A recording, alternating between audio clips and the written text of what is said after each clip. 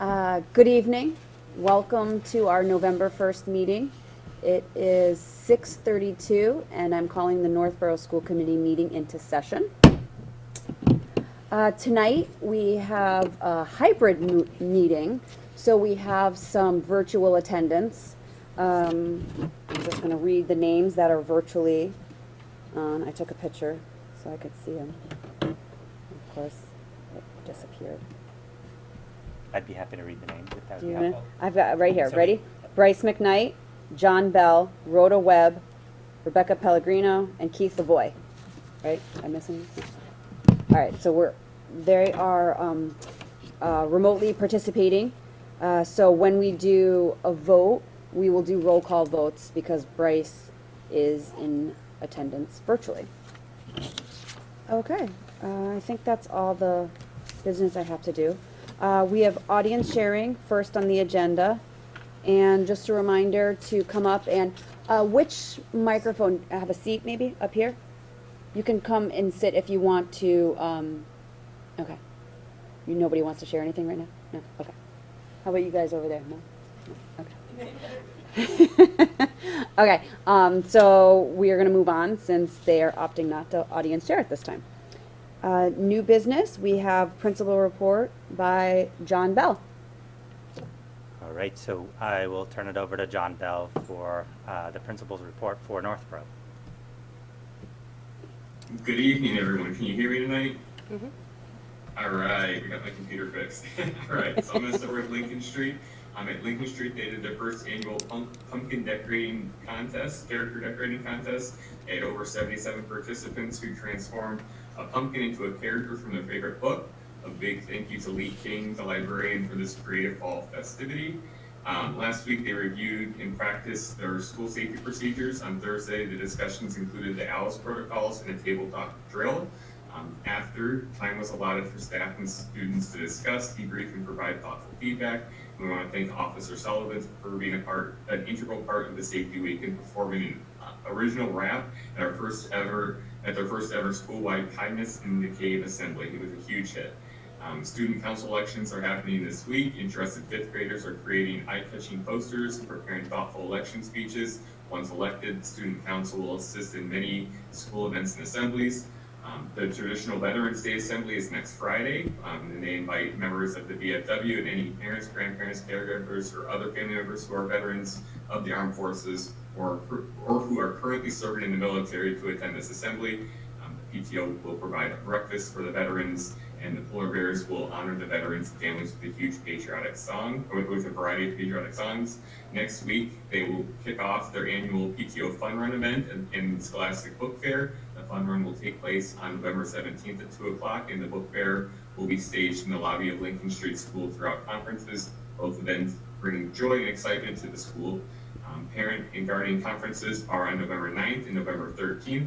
The fifth grade planning committee will have a bake sale on these days to benefit the fifth grade end of year activities. And then the talented fourth and fifth grade musicians will perform at the musical Informants on November 16th. And finally, a thank you to the PTO at Lincoln Street for providing enriching activities to benefit the Lincoln Street school community. The silent auction raised over $5,000 this weekend. At Proctor, October proved to be a month filled with exciting events and memorable experiences for the school community.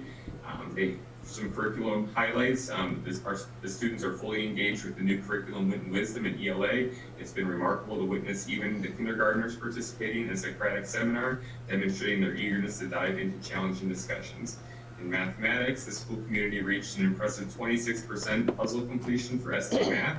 To celebrate this achievement, they held a Gigi Day today, during which the partner grades collaborated on creating Gigi headbands. The day was even more special with a guest appearance from Gigi.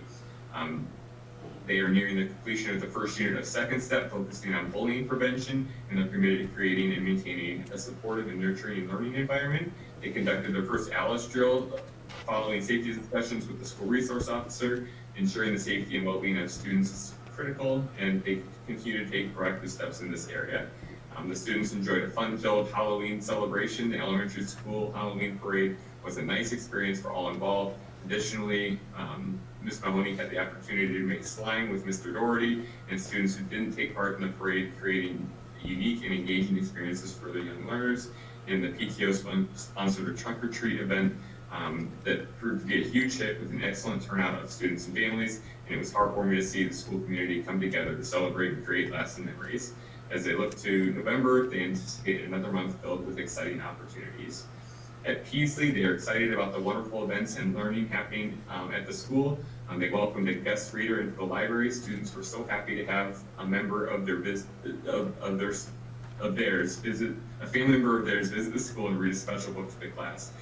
Kindergarten students enjoyed a visit from the dental hygienist, Angela and Hannah, from Children's Dentistry in Northborough.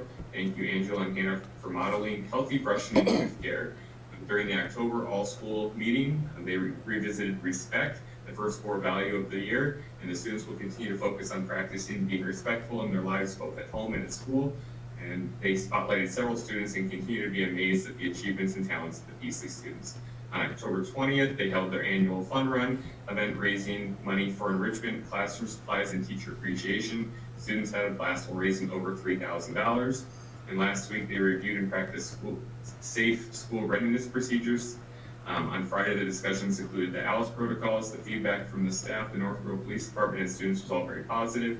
On October 31st, Halloween, all elementary schools started the day with a parade or an activity for students, and then fall-themed activities were embedded throughout the day. Thank you to all the families who helped out.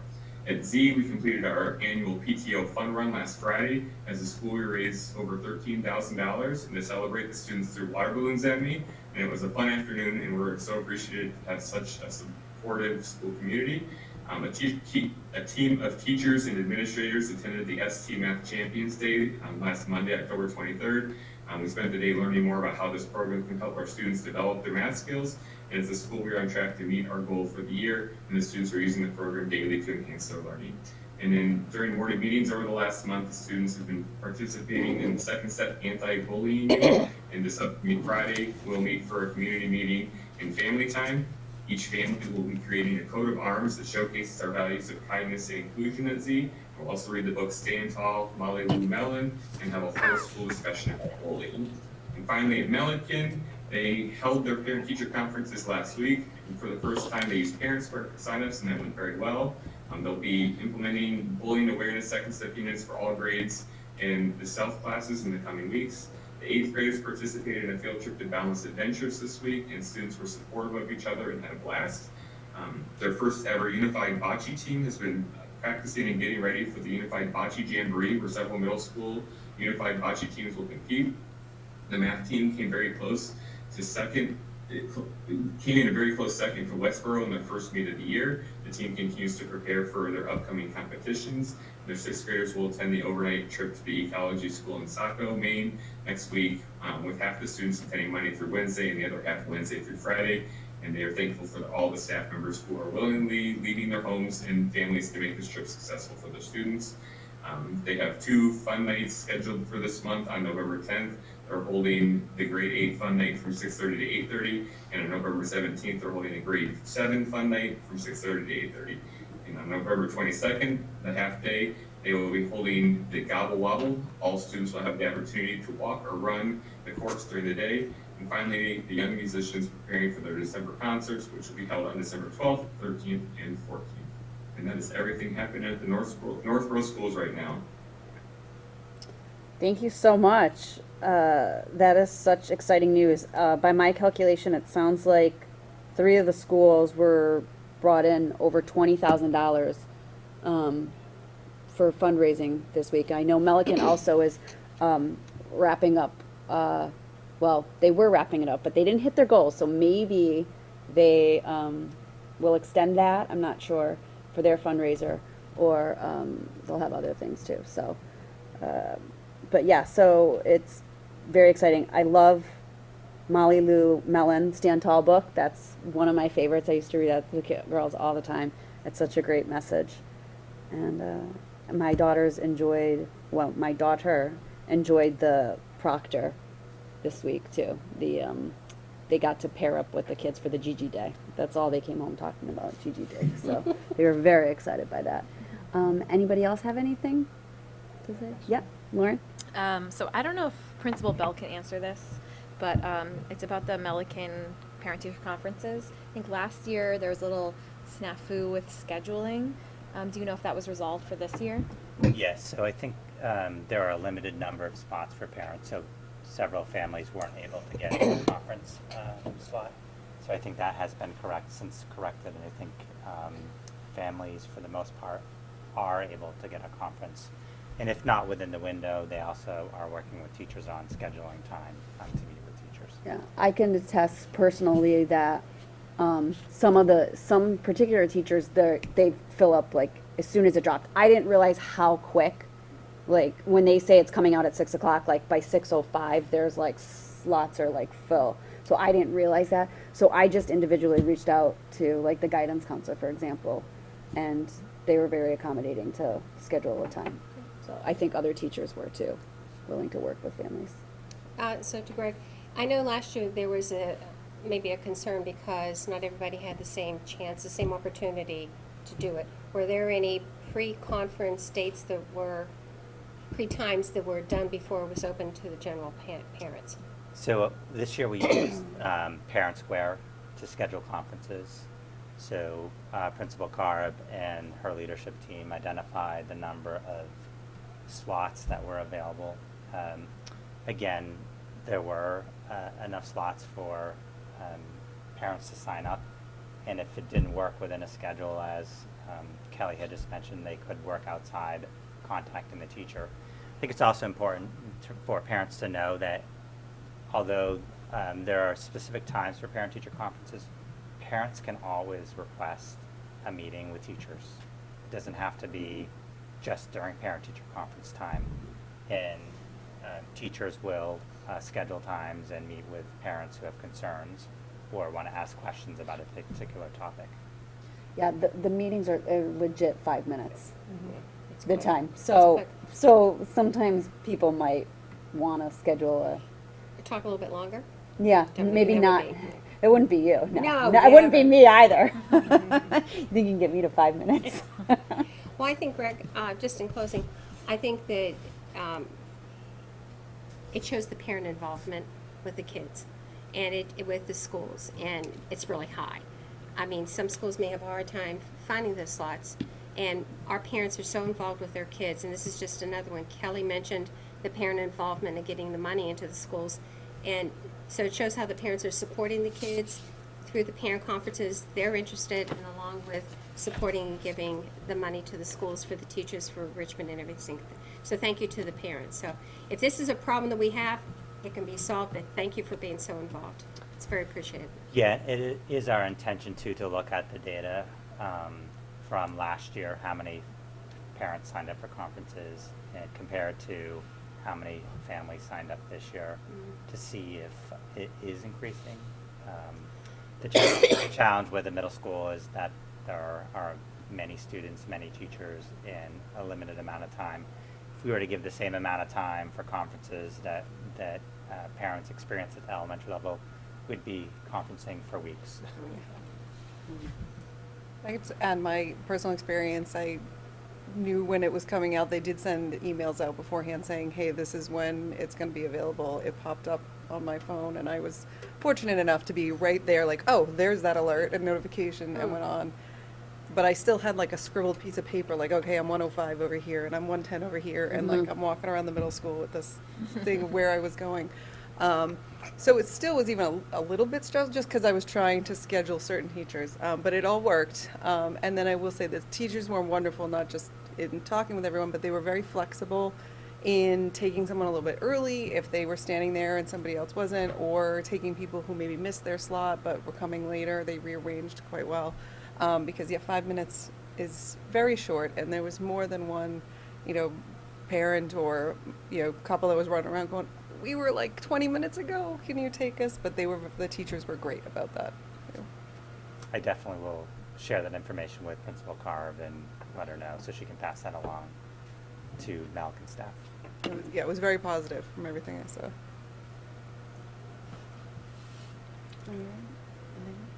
Thank you so much, Principal Bell. We appreciate you joining us tonight virtually. Thank you. Have a safe commute home. Yes, drive safely. Okay, next on the agenda is our multilingual learners education and data. And Rhoda Webb is going to be doing that. Yeah, so this evening we have Rhoda Webb, who will present her annual data, and also this year she'll be speaking a little bit more about programming for our multilingual learners. So welcome, Rhoda. Thank you. Good evening. Can you hear me okay? Yes. Yes. All right, wonderful. So I will project the presentation now.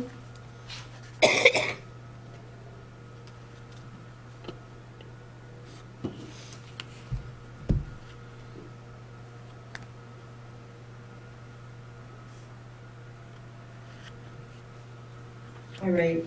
Stephanie, can you see that okay? Yes. Perfect. Okay, wonderful. So good evening. Thank you for the opportunity to share information about our multilingual learners in Northborough.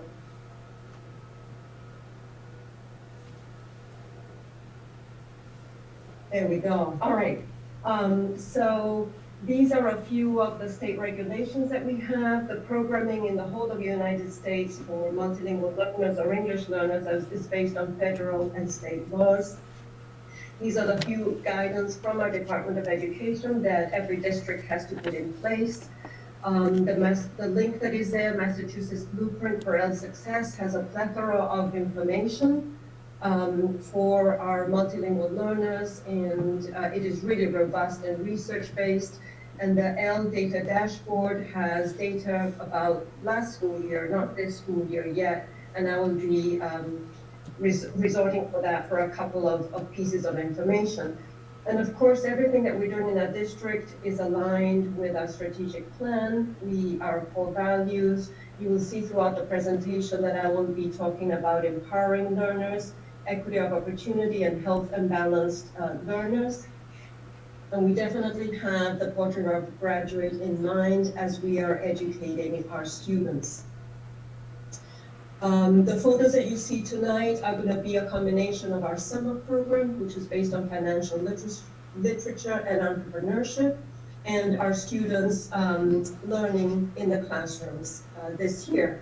So in the district, we have mindfully started calling our English learners, which is the state and federal, still the term used because they want to ensure that the students are receiving what they need to be receiving by law in the classrooms and in the schools.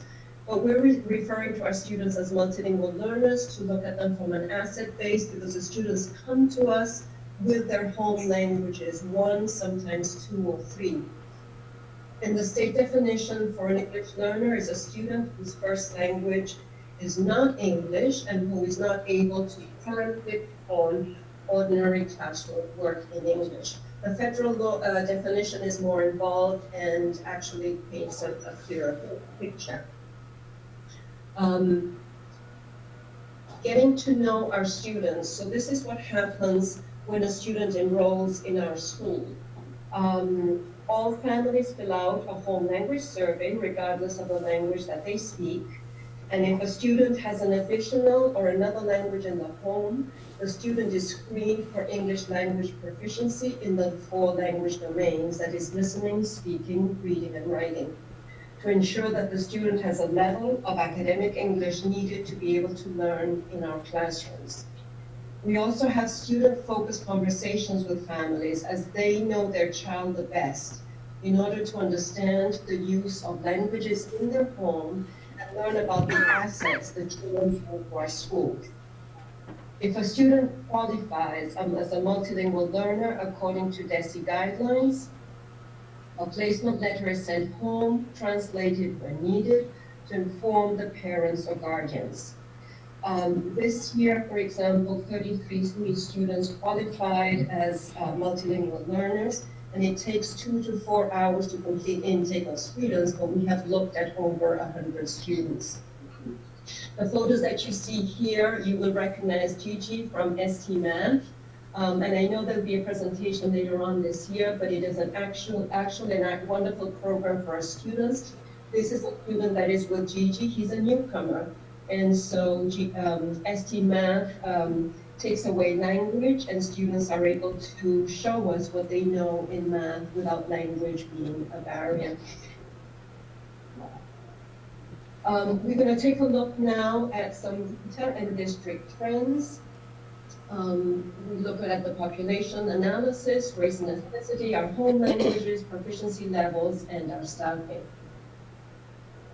So we started counting how many multilingual learners in our district in school year 2005, and they were 32. So if you look at the dark purple bar, that is going to be the actual students qualified into the program. In October, when we froze this data, we had 102 students.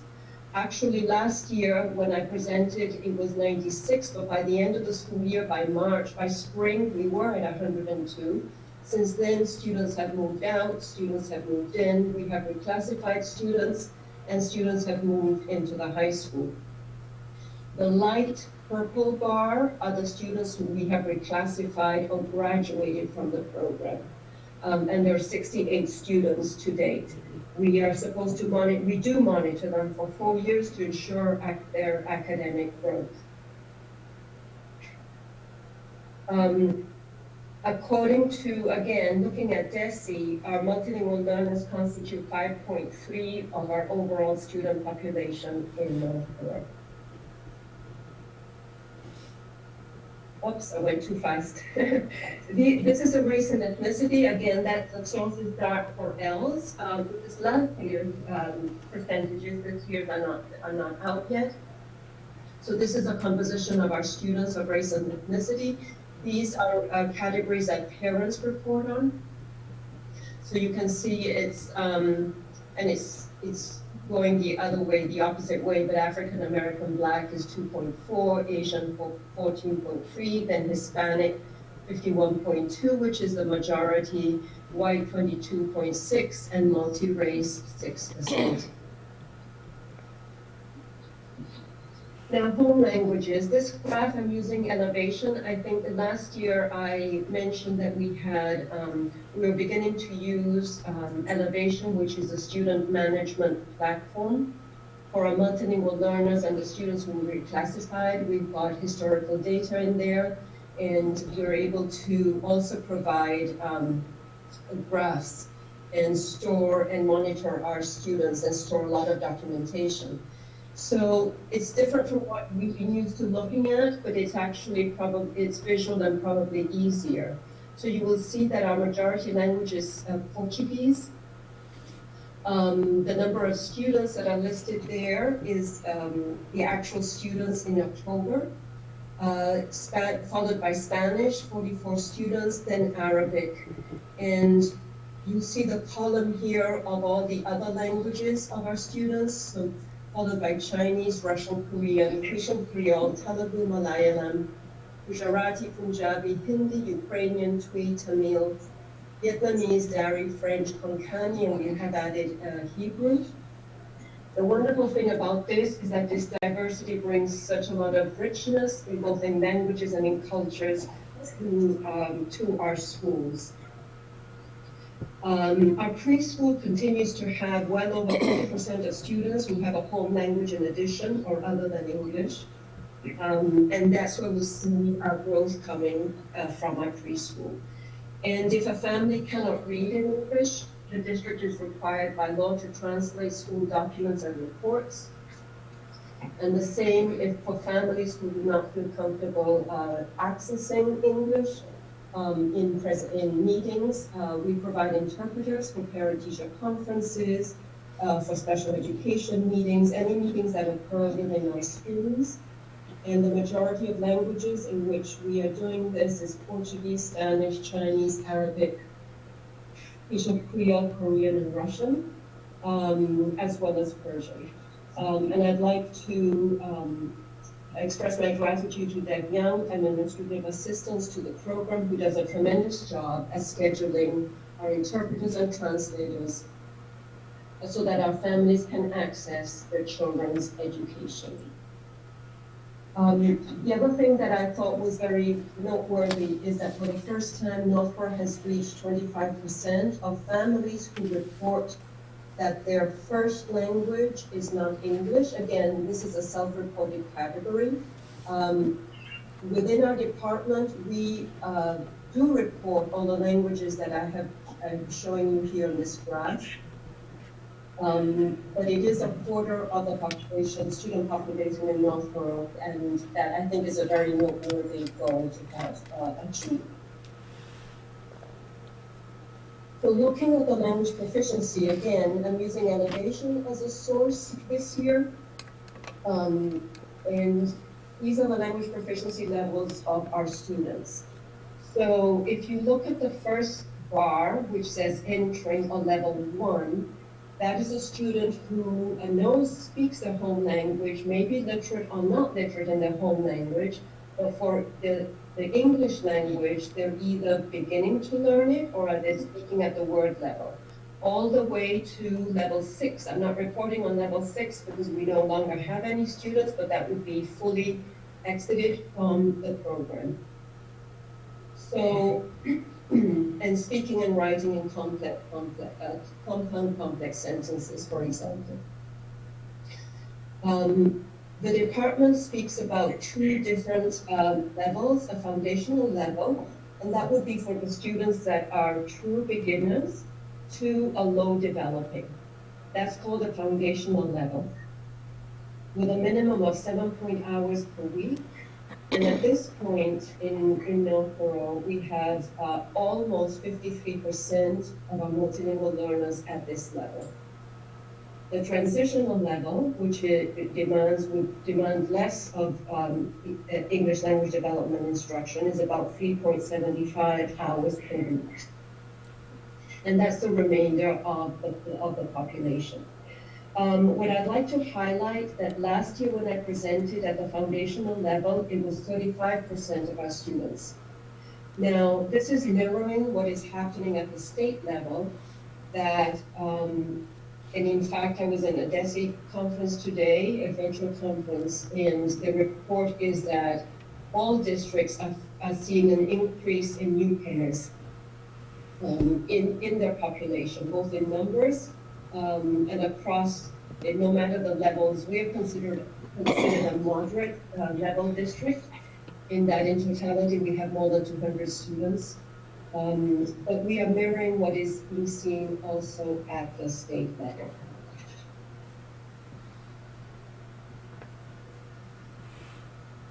So how do we work with our multilingual learners?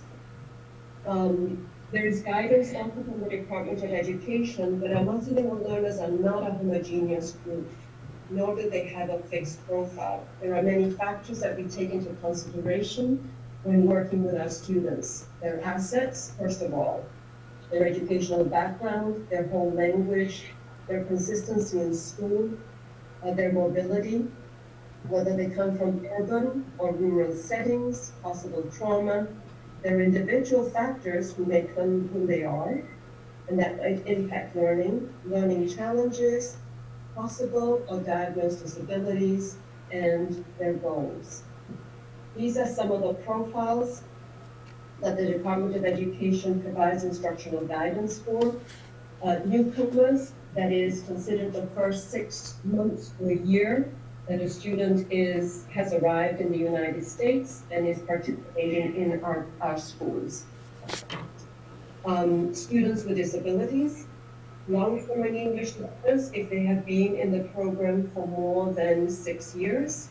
Students coming with limited or interrupt formal schooling, we do still have to remember the COVID years, and we do ask families what learning looked like for their students wherever they were at that time, within the States or abroad. And then our former English learners, the students who we have reclassified, and the ELD department needs to continue to monitor them. Of course, a student could be a newcomer with a disability and have interrupted schooling, right? Be what is called a slide student.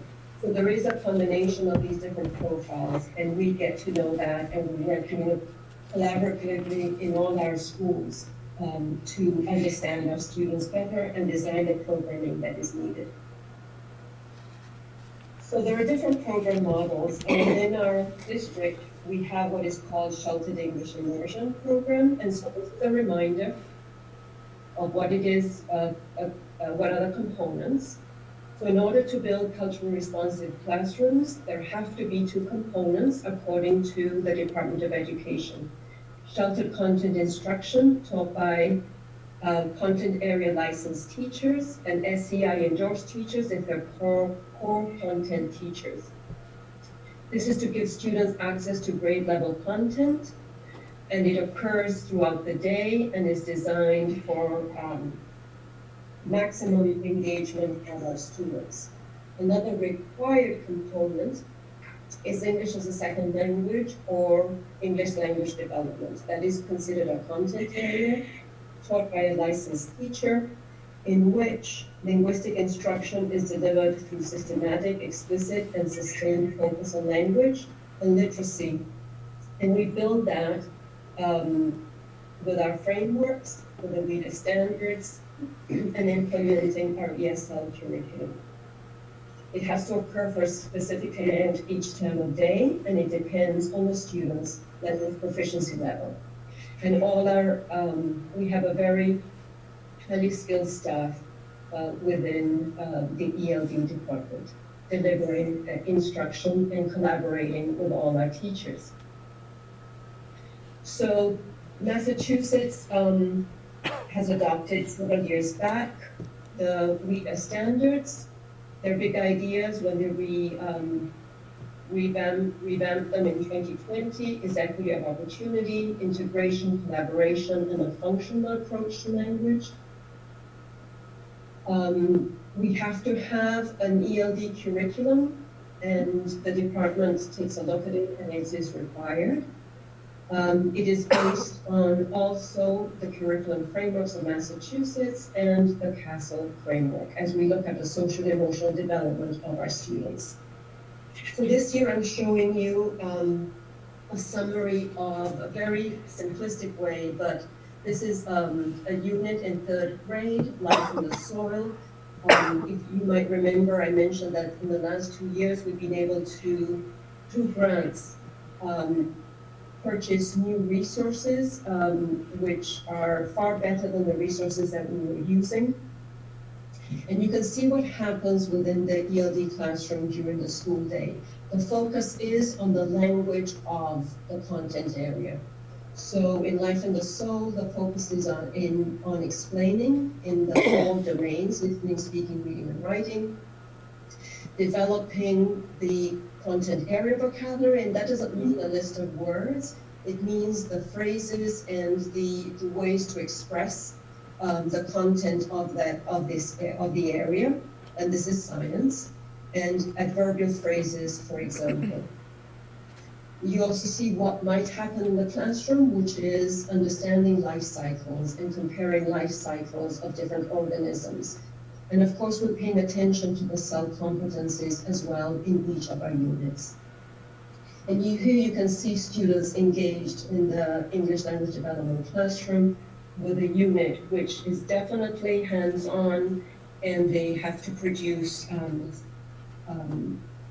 their learning in a multisensory way, also using the 4 language domains. All this goes along with ability. All our students receive report cards, like all students, as well as English language development progress reports. They take the Access 2.0 every year. This is coming up, and we're starting to organize for this. This is a high stakes test for our students because we cannot reclassify or graduate students until they reach a certain score, and our students, of course, also take MCAS. Our reports from last year, the testing window was January 5th through February 10th. The district, we get overall data, we get school roster reports, individual student reports that are analyzed at the school level and at the district level. We had 100% participation of all our students taking the test last year. These are the results by language proficiency level and the percentages. And then we had 65% of our students grade 2 to 8 making progress according to the targets that were set by the Department of Education. And this is an example of what a parent would receive in English and in their home language about how a student has scored and an explanation of how they performed in all domains. So the next steps, once we receive the access scores, which is the end of May, beginning of June, the reports are sent home. If a student receives an overall score of 4.2 or a literacy score of 3.9, we can consider reclassifying the student. We look at triangulating their data. With classroom data, we take a look on how they're doing on MCAS, but it's not necessarily a condition for reclassifying, but definitely we look at their writing, which is the last component to be able to reach grade level proficiency. If there is consensus to reclassify a student, we let the parents know, we send home a reclassification letter in English and the home language, and then we're monitoring the students for 4 academic years. So some of the highlights of a program, well, we definitely build a bond of trust with our families. In the most cases, our families, it's either the first time that their children are attending schools in the United States, and they are also learning what school looks like here. So we build a very strong partnership with them. The professional development that happens in our district and within the department, our summer program, which I reported on at the beginning of the school year, after school programs, all this is funded out of Title III, which is a supplemental grant. Our Elevation, which is the student management program, we're into the 2nd year and really maximizing use of this platform. I showed you some of the graphs that the data that we can extract from the platform, but we're also implementing student success plans for those students who did not meet their targets set by the Department of Education, and this is to be able to focus on the domains where the children need to show more growth. The other highlight for our district that we should be very proud about is language access. We don't talk about language barrier, but it's giving access to families. Language is a means of communication, not a barrier. To interpreters and translators, we also have platforms in our district like Parent Square that allows for a family to receive notices in their home language. And we have started the LPAC. Last week, DESE had a summit with over 700 participants called the Better Together Family Summit. And we had 11 of our family members attend this summit, with 3 of us from the district. And our last LPAC meeting, officers were elected. So it's definitely a time to rejoice in our district, and there's very good family participation in our meetings. The collaboration within our schools, I mean, it's an amazing district to work with in our district, from all administrators to teachers, no matter what field they're in, our custodians, cafeteria workers.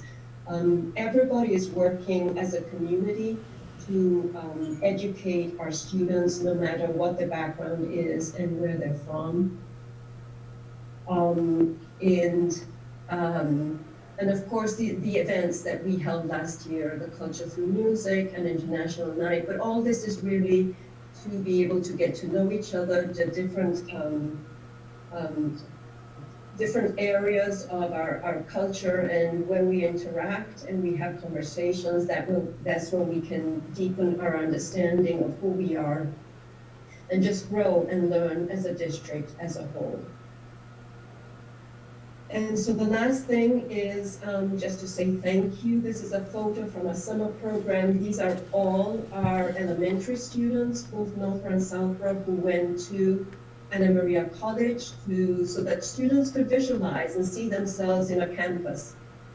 And I had talked to you about that in the summer, but that is definitely a definite reason for joy.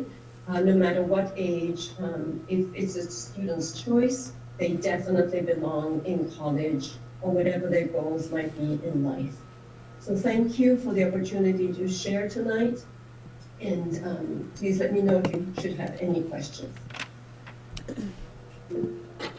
Thank you so much, Joan.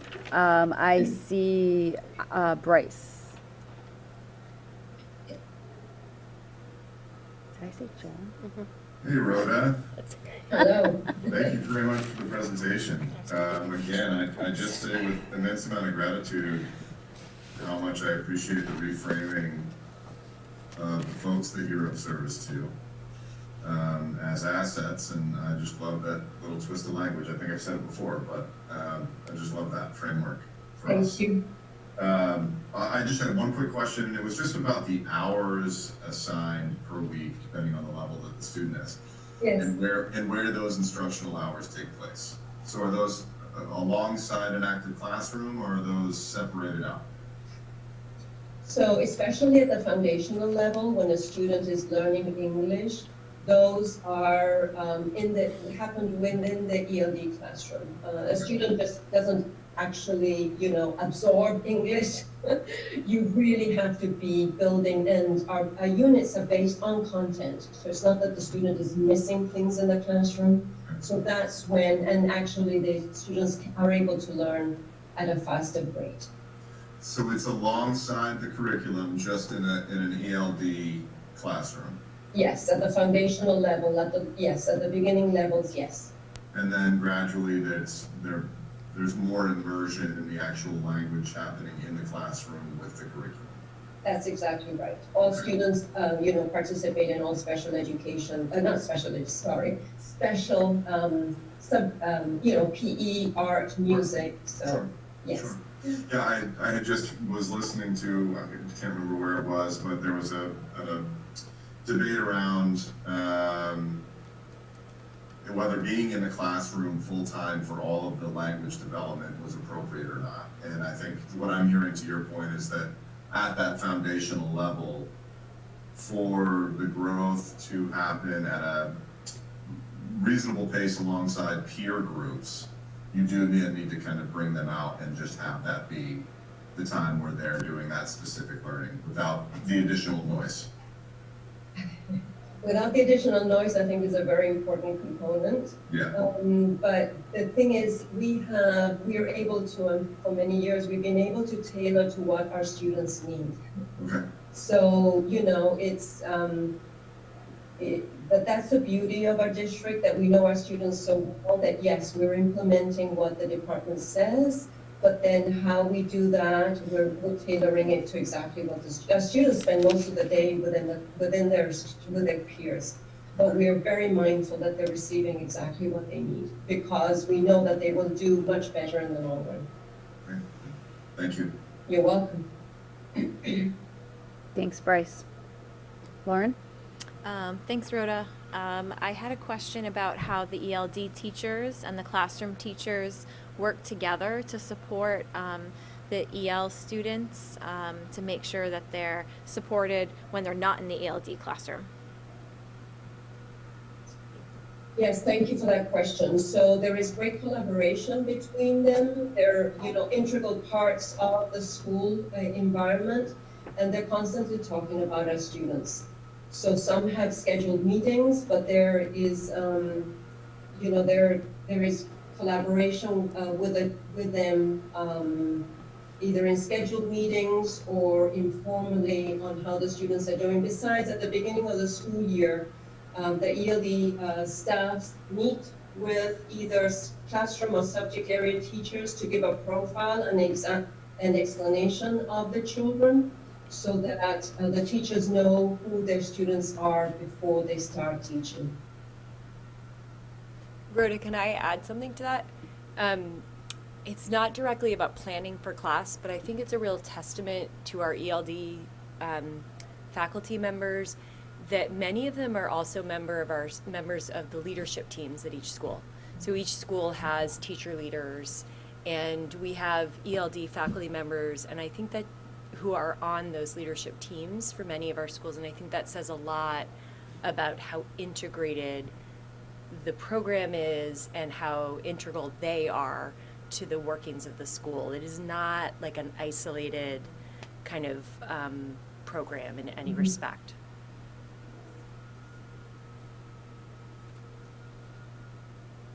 Should I call you Rhoda? That would be a compliment for sure. If I had her intelligence, wisdom, and her upbeat disposition all the time, I would be way ahead. Rhoda, looking at the slide that you had on the foundation level, and I want to make sure I had the numbers correct. You said last year that 35% of the students were at the foundation level, and this year 52%. Is that correct?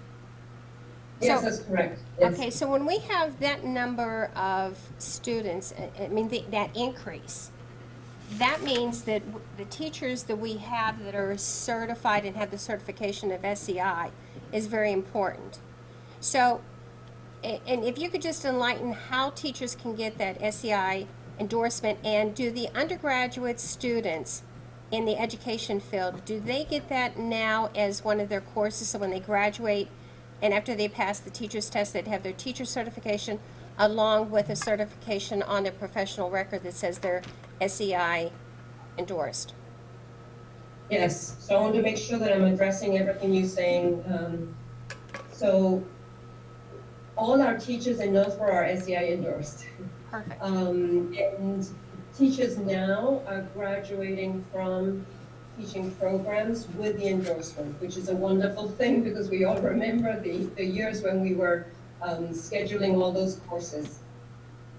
And then what is very important is that the SEI endorsement really doesn't address the students that are beginners in the language, and that's where the intensity of ESL is incredibly important to be able to work with the students. So the SEI endorsement really was addressing students at an intermediate or level 3 level proficiency and up. But the good thing is that in Northborough, everybody is SEI endorsed. So, and the other thing that I'd like to say is, you know, in addition to what Stephanie said, which is very true, and I tend to forget that, but the different programs, curriculum programs that we are bringing into our district, they are being vetted to see what are they offering our multilingual learners, right? From the point of view of equity, cultural proficiency, what scaffolds are they providing? You saw ST Math in the photo, but there was also a photo of a student in the ELD classroom accessing the language of written wisdom. So we're looking at math, all areas, social studies from the point of view of how are they addressing both equity and language to be able to address what the department is calling culturally and linguistically sustaining schools. So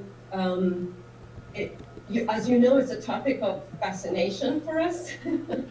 So we could spend a lot of time talking about this, but our district does do a fabulous job, and there is an integration of the ELD department. Like Stephanie said, we're not working in a vacuum. We're totally integrated to what is happening in each of the schools. Thank you, and I think it's another feather in our hats as a district if we have all of our teachers that have that SEI endorsement. I don't know, maybe Lauren has taken that one too as a teacher, and I'll tell you, that is one of the hardest courses to take. But I learned a lot. You learn a lot, and you become such a better teacher, and you know how to reach those students and how to frame your questions and everything. And I was going to ask the same question as on the wit and wisdom. There's a lot of writing there, so if we have all our teachers that are, you know, SEI endorsed, now doing the new literacy program with a lot of writing into it, that is just going to be a win-win situation. So thank you very much, and that is another feather into our hat. I had a question on the Access 2.0. When that test is administered, there's no part of a student's day where you can take them out of any subject that is not going to impact them. So how do you try to administer that test so that it doesn't impact their daily school activities? Joan, it does impact their learning because it is state mandated. So we administer it in the morning, or when a student is at their best, is at his or her best. Because they need to get that score in order to reclassify them. If not, they don't. So unlike MCAS, there is a consequence at the elementary level and middle school level. The student cannot be reclassified from the program, and we know that it is a data point at one point in time, but they take it 4 sessions, listening, speaking, reading, and writing. And they need to perform at their best to be able to show growth. So it does impact their learning. Everybody's mindful of when, and everybody's very understanding that this takes priority, and we try and get it done in the most efficient way possible. Okay, thank you. And then the last comment You're I welcome. have, I know several years ago I attended one of your sessions that you had with the parents over at Peasley School, and I think it was a mathematics night, and the students were explaining the games and playing games with their students. Will you be doing any more of those in the upcoming year or months, or your associates doing them? Yeah, that was a math night. I remember that.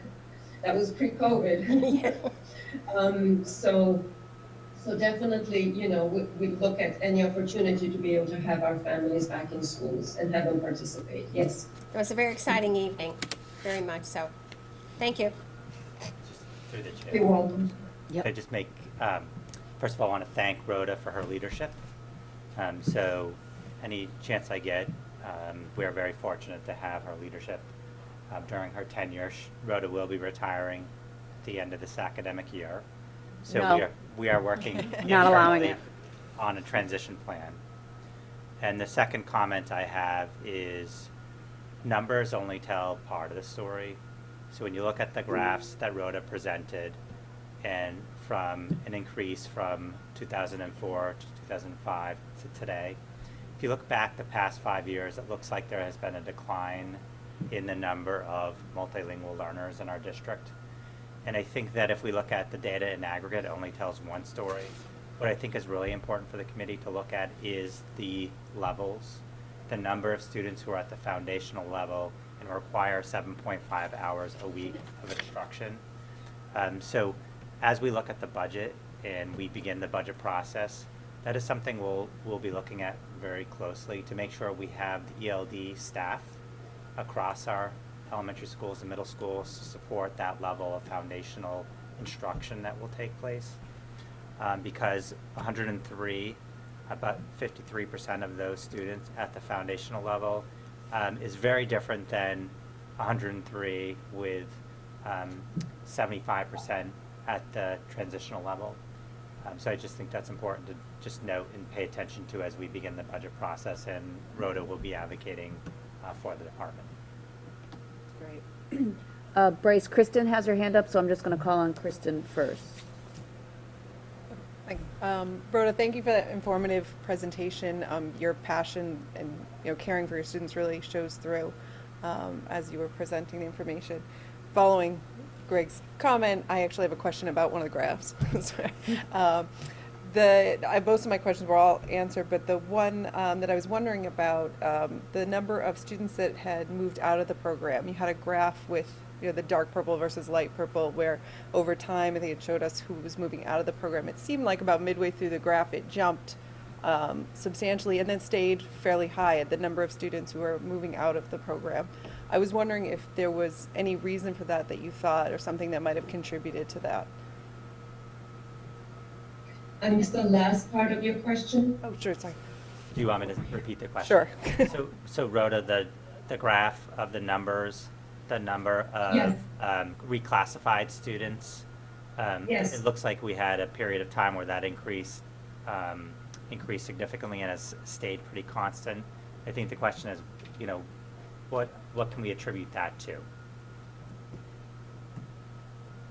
So it all depends on, again, when you have more students at the foundational level, it'll take them more to reclassify. So it depends. You're not always looking at the same amount of students, right? Or the same students. So sometimes it is that we've had more students at the transitional level, so you're going to be expecting to be reclassifying more students. So some years that happens, there's a greater amount of students that are reclassified, and other years there is a less amount. Was that the question though? Can I add to that, Rhoda? So Yes. I also think that the success of reclassifying students is a direct result of the high quality instruction of our ELD team and our educators, that the longer our multilingual students are in our system and transition through the different levels, it's the great work of our ELD staff that really provide them the skill to actually allow us to reclassify. Yeah, absolutely. And I think I was just wondering, because it looked, I don't have the best view, but it looked like it was at a certain level and then kind of jumped up and stayed at a higher level, and I wasn't sure if that may have just been the group of students moving through and it happened to be that way, or if there was something that changed Like in COVID, approach for example, or something Yeah, impacted or, the thing. yeah, or we adopted this new technique and then it was really helpful type of thing. That was, That's what I was wondering. And I also would just add that if you look at the graph from K through grade 12, because when they're reclassified, we're required to monitor students for 4 years. Typically what we're finding is that we're reclassifying, primarily late elementary, middle school. So that Yes. constant that you're seeing is also a result that we're still monitoring the same cohort of student over time. And these numbers are just K through 8, or is this? K the- through eight. Yes. Okay. Bryce?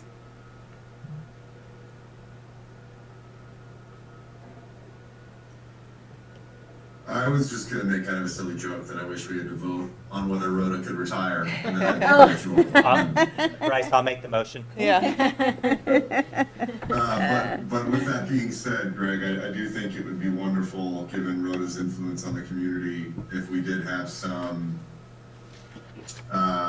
especially to the families that they're of service to, some projection of what that transition will look and feel like.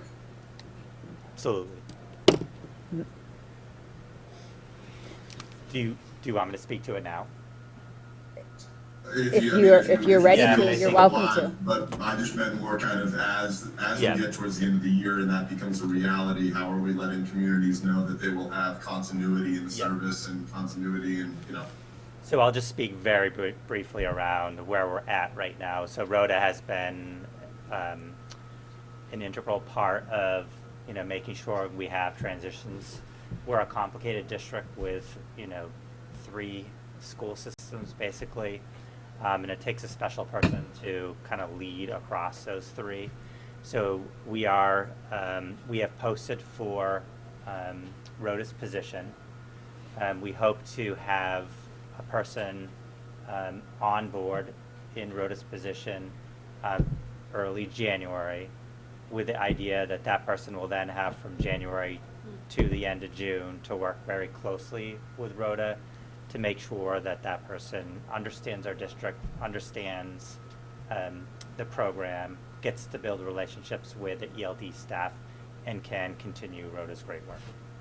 Are there potential internal candidates applying for the things or not? I have not honestly reviewed, No, I've no, not, okay. the application, or the window to apply is still open. Okay. We have not reviewed the applications at this point. We're hoping, we have a very talented ELD team. Mhm. So we're hoping that there are internal candidates who can compete for the position. Thank you so much, Rhoda. I appreciate you Welcome. coming in tonight virtually for us and giving us such a Thank you. I'm sorry I'm thorough- not in person. No. But it's a good thing I didn't cough. Yeah, no worries, no worries. Thank you for having me. Thank you so much. Next on the agenda is the Northborough Extended Day Program update and plan. So I'll turn it over to Keith Lavoie, who'll provide a summary of where we're at this point. Yeah, thank you, Kelly. Thank you, Greg. Can everyone hear me okay? Yep. Excellent. So I wanted to provide the committee with an update on the Northborough Extended Day Program. As you may know, Northborough Extended Day Program, also known as NEDP, is a private 501c3 organization that owns and operates before and after school care for the students and families for the public schools of Northborough.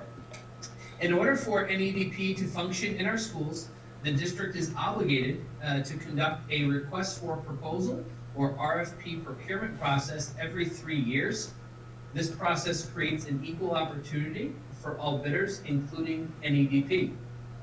Last year, we informed the committee that we would like to investigate the feasibility of bringing the program under the district's control. Having a district-run before and after-school care program is allowed by the Department of Elementary and Secondary Education, and we have used those guidelines in Southborough with resounding success.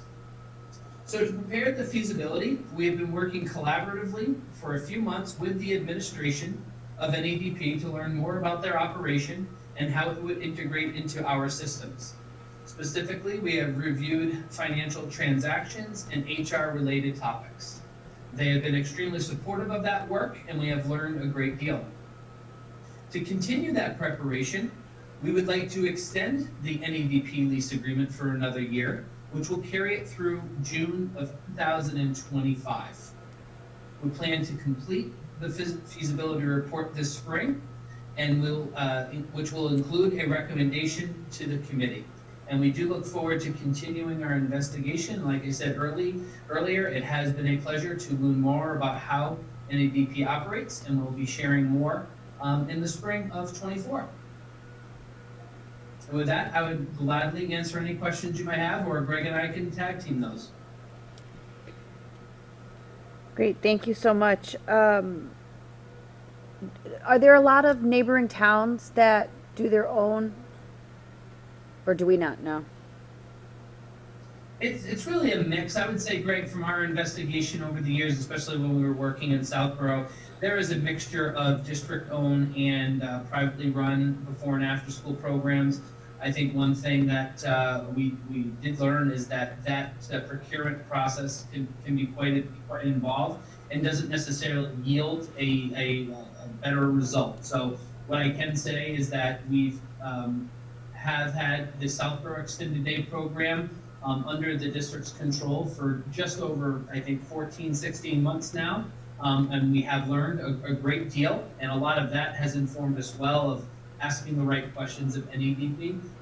So far we are in a pretty good position to know as much as we can before a decision is made or recommendation is made to the committee. Great. Bryce?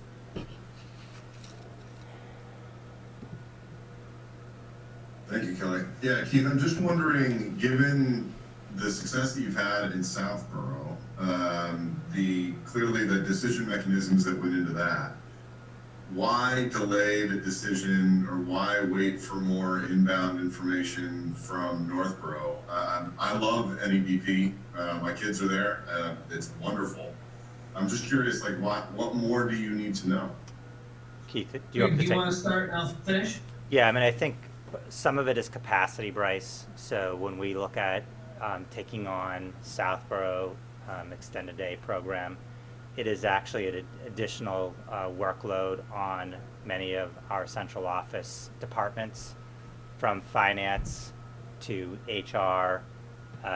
So we are still kind of gaining our feet in terms of having an extended day program in Southborough.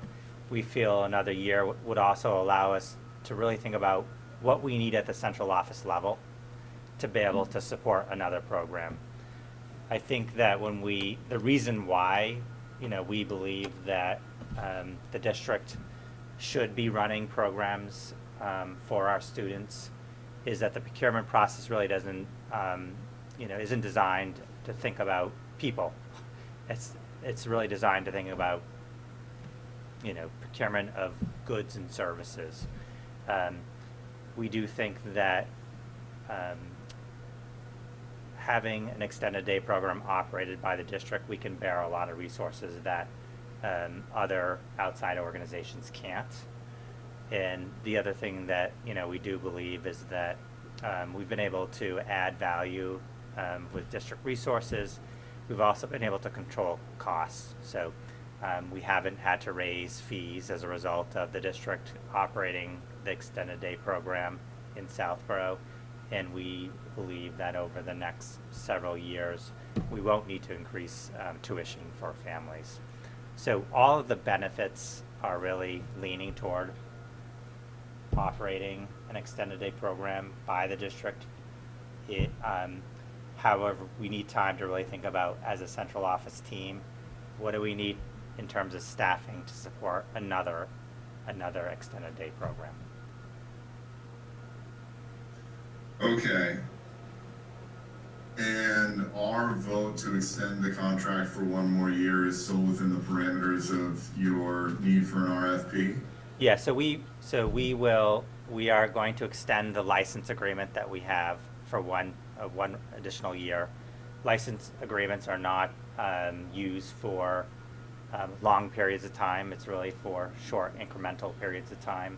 So by extending And this is the second time? correct. So they are operating. So this would be it. Currently, they're operating under a license agreement. This will be their second license agreement, and that will be it. And you know, the school committee will have two options: either to take the program in-house and have it district run, or go through the procurement process and procure extended day services for Northborough, as we've done in the past. Yeah, I mean, I support bringing it in-house. I guess my last question, sorry, because I'm sure there are other people that have questions.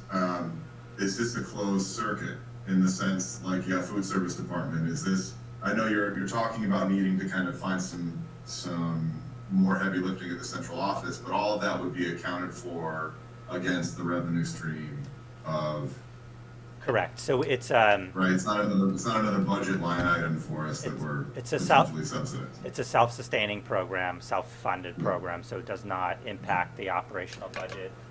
And that's where we're doing some revenue projections and also looking at synergy between running a Northborough extended day program and a Southborough extended day program operated by the two districts, and being able to then economies of scale, add staffing that would be funded through the revenue generated through the programs. And we just need more time to actually map that out and be confident that is in fact what we're going to be able to do. Got it. Thank you. Kristen? Keith or Greg, when Southborough took over their extended day program, did they keep the same staff? How much of the structure actually stayed in place and just sort of got swallowed by the district, and how much was either replaced or had to be taken away, added on, or changed? Greg, would you like me to take that one? Yeah, sure. Yeah, so Kristen, one of the key parts of that was the staffing. I mean, they are the heart and soul of that program, and we were able to retain as much of that staff as possible. That was a huge priority as we began that transition process, and for all those interested, we did make it work. And I can say that core group is still with us in Southborough. You know, granted, it wasn't a smooth transition for every part, but we were able to work on a lot of things through some good open dialogue, because it was a totally different way of operating. So we did have to learn a great deal, but we were able to do that. I think we can say we're most proud of, and we just talked about this with our parent advisory group in Southborough, is that the continuity of program has been uninterrupted and in fact enhanced. So I do credit the director, Carrie Packard, for her work. The collaboration with the schools has been greater, and we have certainly haven't lost that continuity of service. And we're actually planning a survey of families within the next month or so to really learn about how the transition went and how people are feeling. So I should know more, certainly, to report back later in the school year. I just want to also comment that by no means are we unsatisfied with the Northborough Extended Day program, nor the staff. They've done a wonderful job, and our goal is to, again, provide continuity of staffing and offer people positions who currently work in the Northborough Extended Day program to transition over to a district-run program if that's the direction we're heading in. and provide them with more resources and tools by the sheer nature and size of our organization. If we do go through the procurement process, it is an open process, and NEDP will be one of most likely several bidders, and it might not result in NEDP being granted the contract. No, thank you. That was exactly what I was asking. And my kids attended NEDP pre-COVID, the younger two, and they were wonderful at Lincoln Street. Anyway, I knew them. Yeah, personally, and they're great. Lauren? So Keith or Greg, could you just clarify? So I believe, Keith, you said that NEDP is a 501c3. So if we went in-house, that 501c3 would cease to exist, correct? That is correct. Okay, and was this, Or they can, I shouldn't say that, I can't speak for them because they're their own organization. If they were to come under the control of the district, then yes, it would.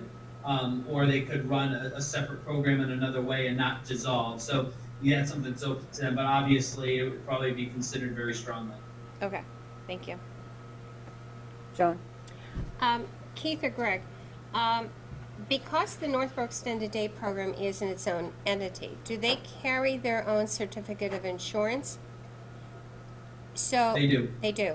Okay, so if they would come under our auspices, would we have to increase our insurance because that's outside of the school day, or is that still? So it would fall within the insurance that we currently have with We do. the district, yeah. Okay, so there wasn't another We would umbrella have- policy we have to add? No, and again, this is one of the, advantages and disadvantages. One of the advantages is we would have far more, we have policies, procedures, safety procedures, guidelines, nursing staff, et cetera.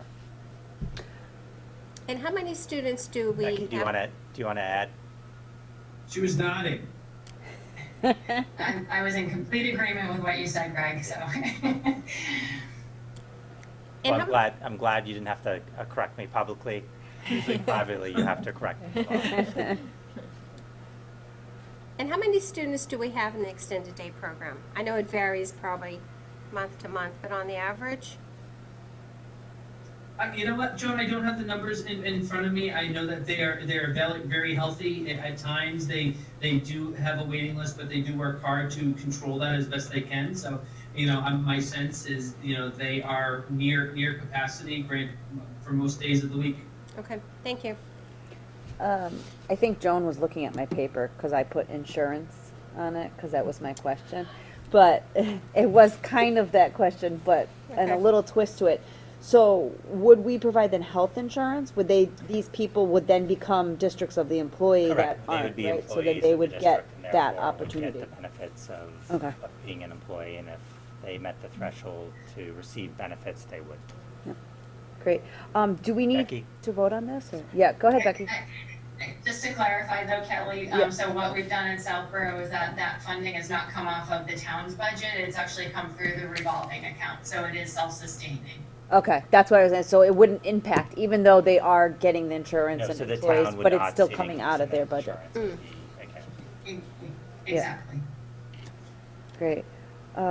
Do we need a vote for this? No, it's just more more informational Okay. that, as Keith mentioned, we just need more time to kind of do the analysis around staffing and financials and projections. And again, there's no rush. We're not taking over a program that we have high concerns about. So I think we have time to make sure we do this well, and we have the conversations with NEDP.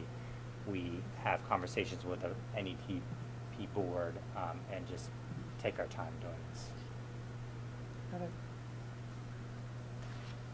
Alrighty. Next on the agenda is legislative update. I'm seeing none at this time. approval of grants and donations. We will need a vote on these. Greg, do you want to give us more information? Sure, so I'll just now? give a brief overview. So Dr. Lipton O'Connor did write a grant to help offset some of the costs of the Signs of Suicide program for Melican Middle School. We are entering in our second year of using that program, and that is done at Melican, Trottier, and Southborough, and now we've launched it at the high school, so that's very important. So thank Jennifer for her seeking grant opportunities to help offset operational costs. And so would that program be part of like the health class? So it is. Or is it a separate? A separate program, but it is part of our overall wellness and comprehensive health program. And then I'll just speak briefly to the second donation. So Ryan O'Leary, who was the Director of Information Technology, saw an opportunity. Chelmsford Public Schools was actually offered districts Chromebooks that they were sunsetting. Why? We didn't ask why. Oh, I was just. Well, the operating system, they yeah. thought only had a year left Yeah, on it. so they, Okay. you know, and so whatever reason they were sunsetting laptops and they Yeah. offered them to districts. So Ryan took the opportunity and actually picked up the laptops, and as a result, it's really helping our inventory. And since Ryan actually accepted the donation from Chelmsford, we did learn that Google's model of licensing, so usually it's a 5-year license and then the devices are obsolete. Yeah. Have been extended Oh. multiple years. So what was going to be a 1-year gain now is, I believe, a 2 to 3 year gain. So Chelmsford kicking themselves? Yeah, so we have not maybe. we have not reached out to Chelmsford and asked if they want their donation back. No returns. But again, this is No has ticky been really backies. helpful, and I just applaud Ryan for seeking out, ways to gain resources for our district. Amazing. Make a motion? Yes, I would love one. I move to approve the scholarship for the Signs of Suicide program for Melican Middle School in the amount of $300, and to approve the donation of 300 used HP G6EE Chromebooks in varying conditions from Chelmsford Public Schools with an approximate value of $90 each for a total value of $27,000. Second. Motioned by Lauren, seconded by Kristen. Any discussion? No discussion. We do need a roll call vote. Bryce?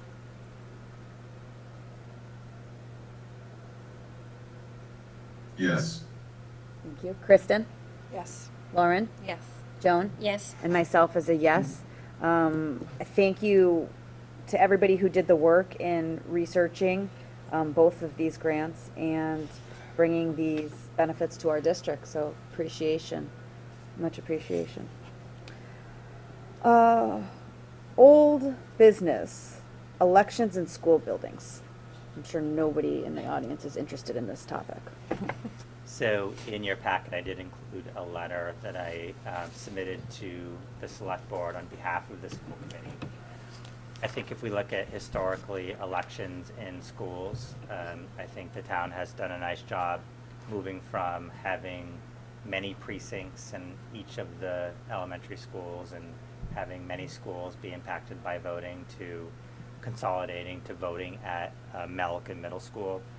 But it does present a hardship for the district when looking at the calendar. Typically, we do not have a school in session as a result of one of our buildings being used for voting. We do have a great partnership with the police department in Northborough, making sure that we have safety officials on site and so forth. But at this point in time, on behalf of the committee, I did ask that the town consider alternative voting locations other than schools.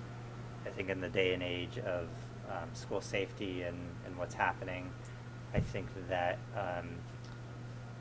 we'd like the town to explore other alternatives.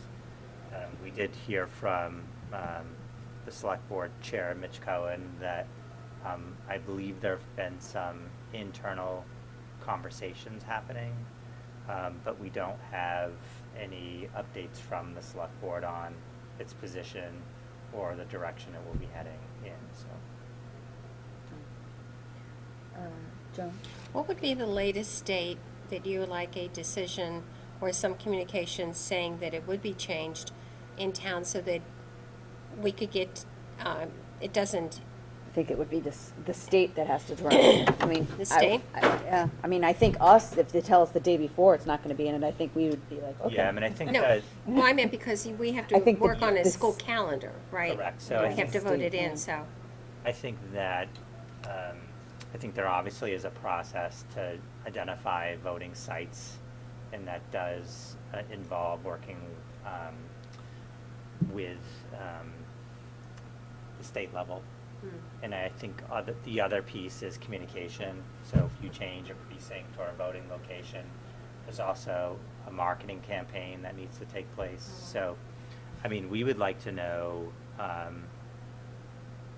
mean, what would be, if we were in charge of this, if we knew by January or February at the latest, we could hold off on approving a calendar until we have that information.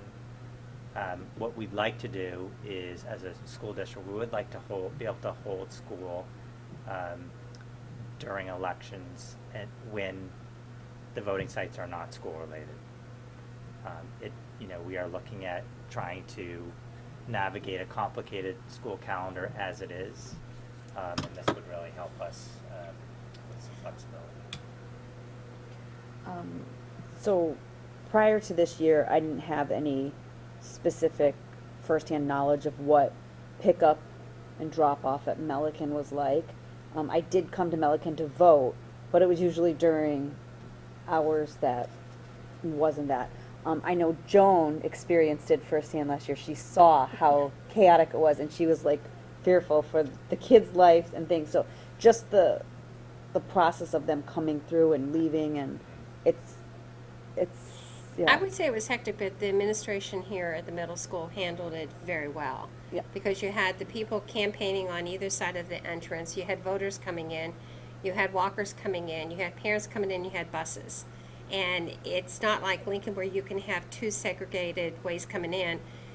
There's only one, and then there's one coming out. But I would say that the administration did a great job. And I was just watching, but, and everybody kept the cool and nobody was beeping horns, but it was a tangled little bit. And I'll add that last year it was a professional development day. So school was not in session. So what you observed was our educators trying to get to professional development, which is a tremendous amount of traffic. So oftentimes we'll hear, well, why don't you just have a PD day on election days? And when we do that, it basically is really hard to use Melican as a PD site. And honestly, we need all 5 of our schools to be able to run PD across our district. So I know parking was a challenge. We heard about it from teachers. We heard about it from voters.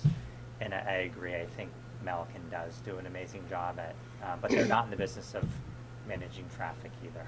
I think the time that I saw that was 2 years. Maybe 2 years. It was 2 years before, Mhm. yeah. Yeah. But it was still a challenge with just teachers here. Yeah. And this library is a key location for us to be able to hold professional development in addition to other spaces at Melican. And I would just advocate for the community members to also voice their opinions around voting in our school to the select board. I think the school committee has, taken a position that, having the select board seek alternative locations. And I think anything that the community can do to express their wishes also to move the voting site would be helpful for the select board to know. I'm just wondering if Southborough is in a similar situation as Northborough. They're not. I talked to them, and they're voting. They don't have a problem, at least at our joint conference. our June, I think it was our June meeting last year or January, they were very shocked by why parents wanted to get the elections out of school because their elections at Trotter, but they have separate entrances for traffic and a Okay. separate voting location, so it doesn't impact their traffic flow or any of their buses. So that part doesn't impact it. And I guess it's closed off enough from the school that parents aren't concerned That they were for the okay with- safety issue. Yeah. At least that's what was voiced at the school committee meeting Okay. by other members. I would just also state that in Southborough, they have fewer options for election sites. So they don't really have a lot of good choices other than schools. But I do think that, and I won't speak for the committee, but in conversations I've had, the Southborough School Committee has similar concerns. Yeah. You know, And I think when they move potentially the schools and reorg the schools, that might be a good time for it to be leaving the schools also. Yeah, I mean, there's obviously a lot of logistical concerns and safety concerns stuff, but it kills me every time 10 schools are closed for one, to be used. And usually when I go walk down here and vote, it's not very crowded. It does not take much for this parking lot, as we just pointed out, to get too crazy. Yeah, so it'd be great if the select board could find alternatives. And I would just add to that, because we have a joint calendar with the regional district and the Southborough district, I think that's very important in terms of how we operationalize and work as 3 districts, 10 schools. I am not in favor of having 3 separate school calendars that we're having to manage. It becomes very challenging, and I think the reason why we're able to operate with one central office across 3 districts are some of those synergies that do exist, such as the school calendar. Great, thank you so much. Moving on, the agenda, superintendent's report to the committee. We'll start with enrollments. So in your packet, I did include the October 1 enrollment report. That is an important report for our budgeting purposes, as October 1 numbers are how Chapter 70 funding is calculated at the town level. I will also add that the NESDEC enrollment projections, we did receive the annual reports. And I think if you look at the report, I would point you to look at 2 facts. That if you look at the past 10 years of enrollment projections, I believe it was 1646 in 2004 and 2005, and we're now at 2,364 students. So we had about a 10 or 11% decline in enrollment over the past 10 years. We're now at a plateau, and what we'll observe over the next 10 years, so 2033 to 2034, which sounds like a long ways away, we will see a 10% increase in population. So we will see a V, where we're at 2,664 to 2023-24 as kind of the low, and then in 2033-34 we'll be back to that 2,600 number. So I think, again, one of the best things I think the school committee can do is not overreact to changes in population.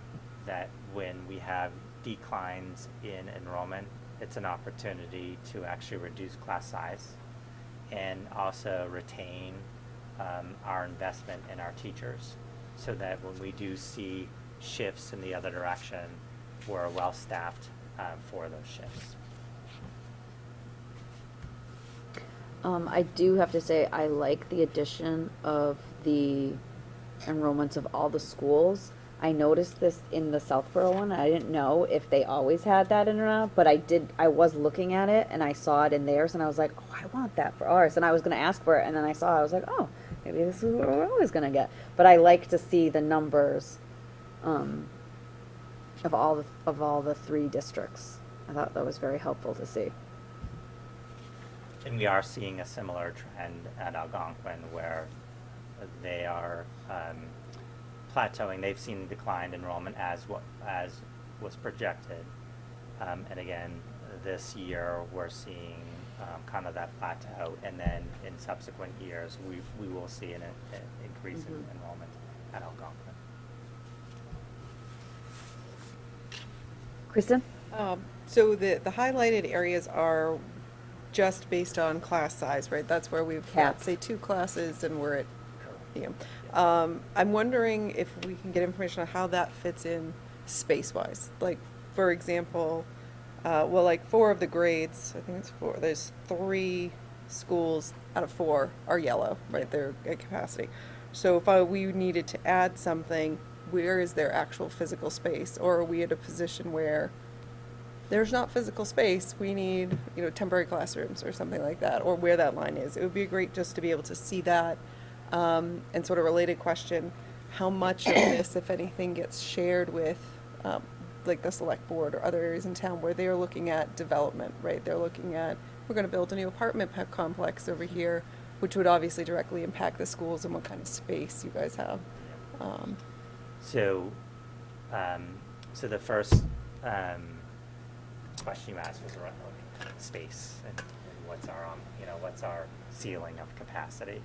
So we can definitely look at provide the school committee with a report of the number of classrooms we have, and in particular at elementary level, and then how many sections we could hold.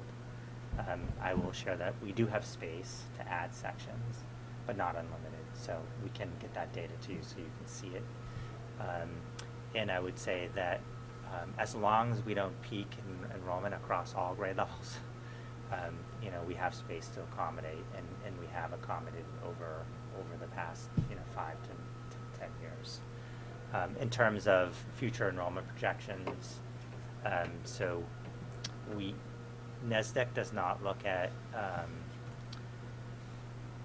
building projects and build out of communities. We are, and we'll speak to this when we talk about the MSBA, so when we are looking at a building project, and if we do in fact get invited into the eligibility phase of MSBA for Peasley School, it will require us to take a deeper dive in enrollment and also look at potential projects that could impact enrollment in our district. Typically, if a developer is interested in the project within the town of Northborough, the town administrator contacts me, and I usually have a conversation with a developer around here's the projection the developer is seeing, here's the impact to the schools, and usually the town will then have some requirements of the developer to offset the costs of increased enrollment.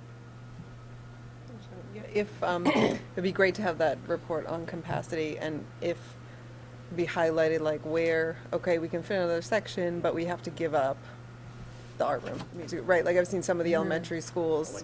Art this on room is- a cart. type Right, thing. yes, yeah, like this special is gone because it needed to become a classroom, which had to be done, but that would be a good thing to keep in mind as well. Yeah, and I also would just add that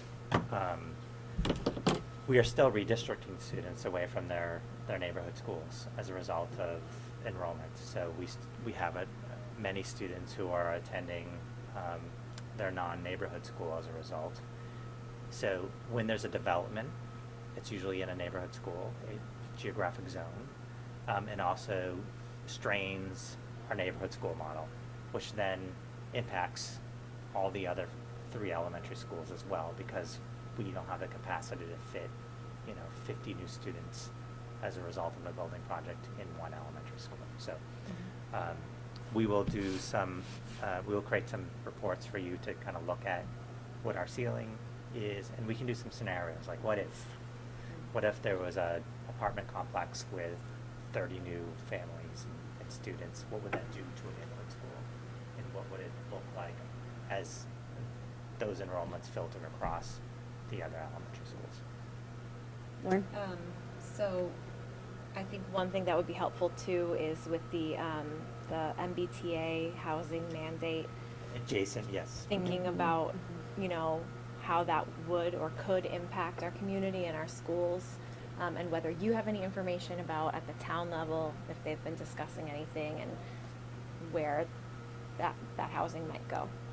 Yeah, because Northborough is an MBTA adjacent Right. community, Mhm. it will have to look at certain geographic locations to be able to meet that criteria. I can also get some data from the town around that to provide to the committee. Sure. Thank you.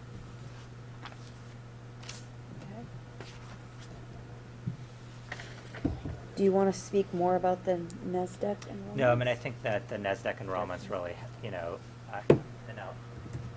let's speak generally, that the farther you are in the projection, so as you look at 2030 or 2031 or 32, the projections become less reliable, but they're very helpful in, the 2 to 3 to 5 year range.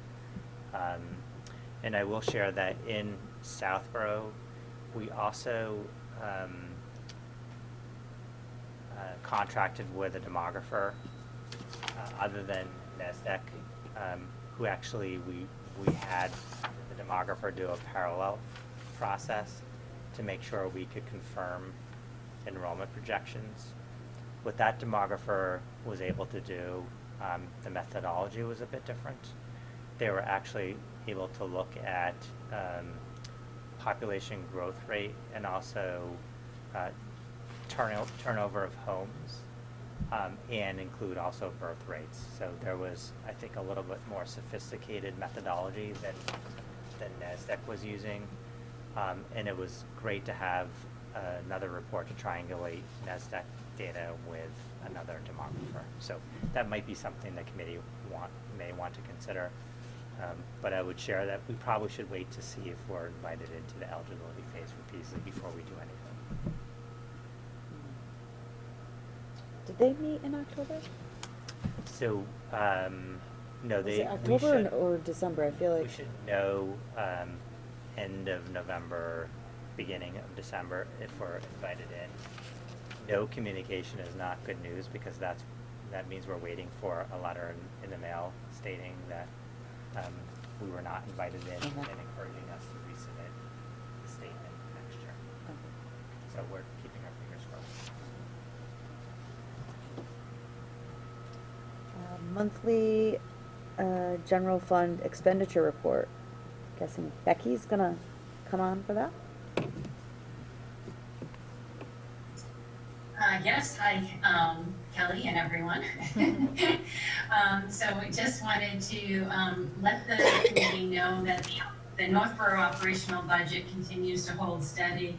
As of October 31st, we have $529,722, or 1.8% remaining on the bottom line. That amount is down slightly from last month when we had 563 remaining. We're also in a better position than we were last year at the same time, when we had $279,000, or 1.05 remaining on the bottom line. So I'm very pleased with where our budget stands at this time, and I have no concerns to report to the committee. Great. I will take a motion.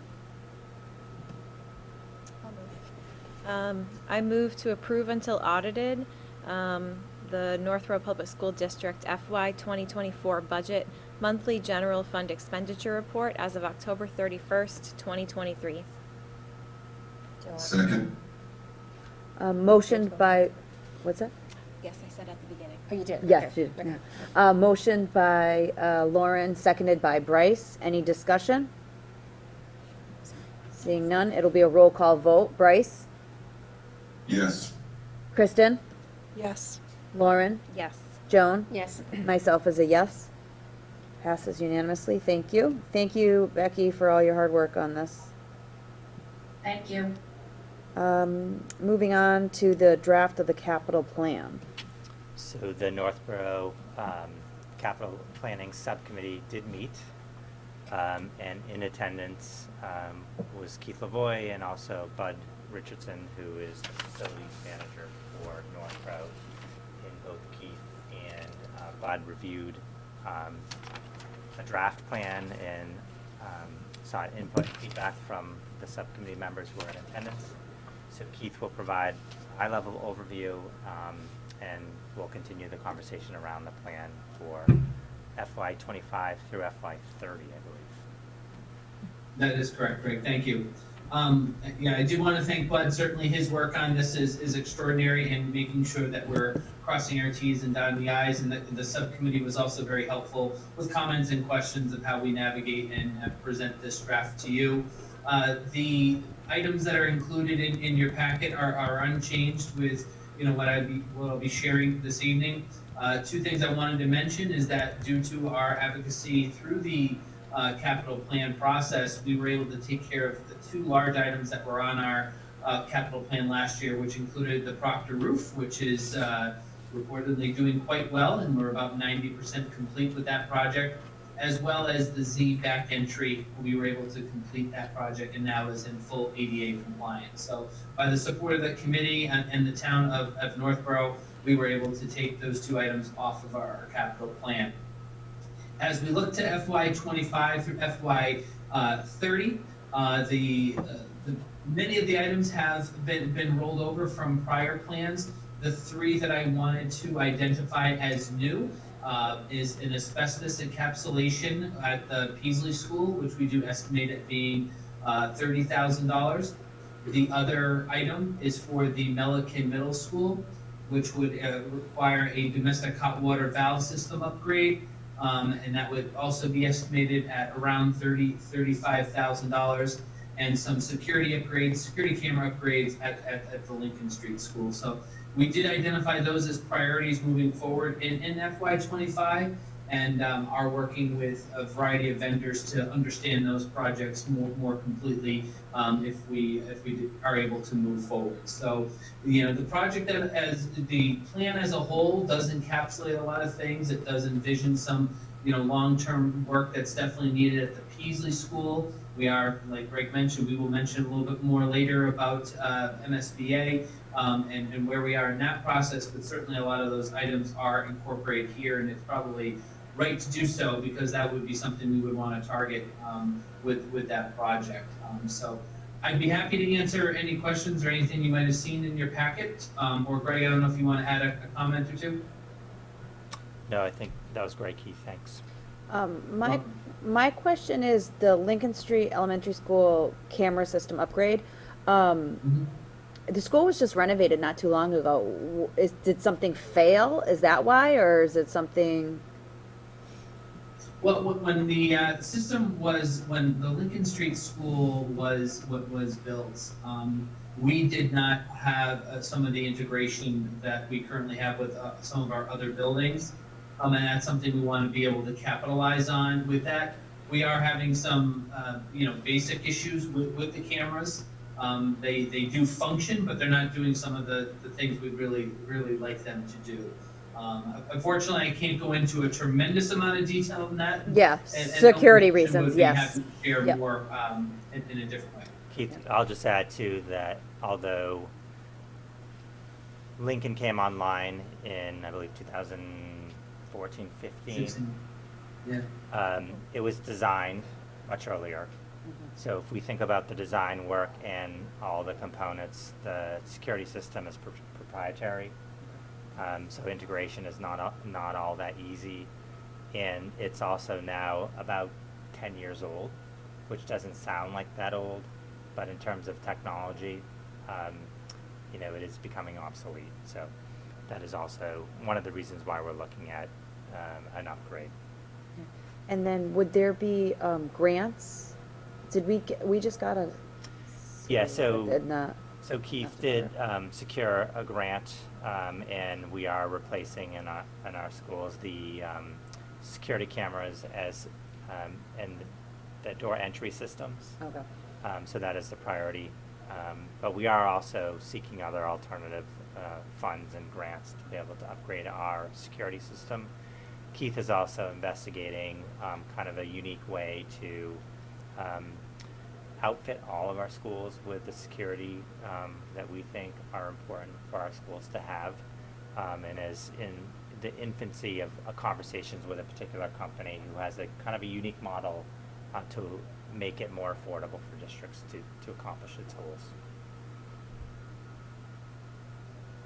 Lauren? So will these two priorities, if we cannot find grant funding, then go as warrant articles at the town meeting?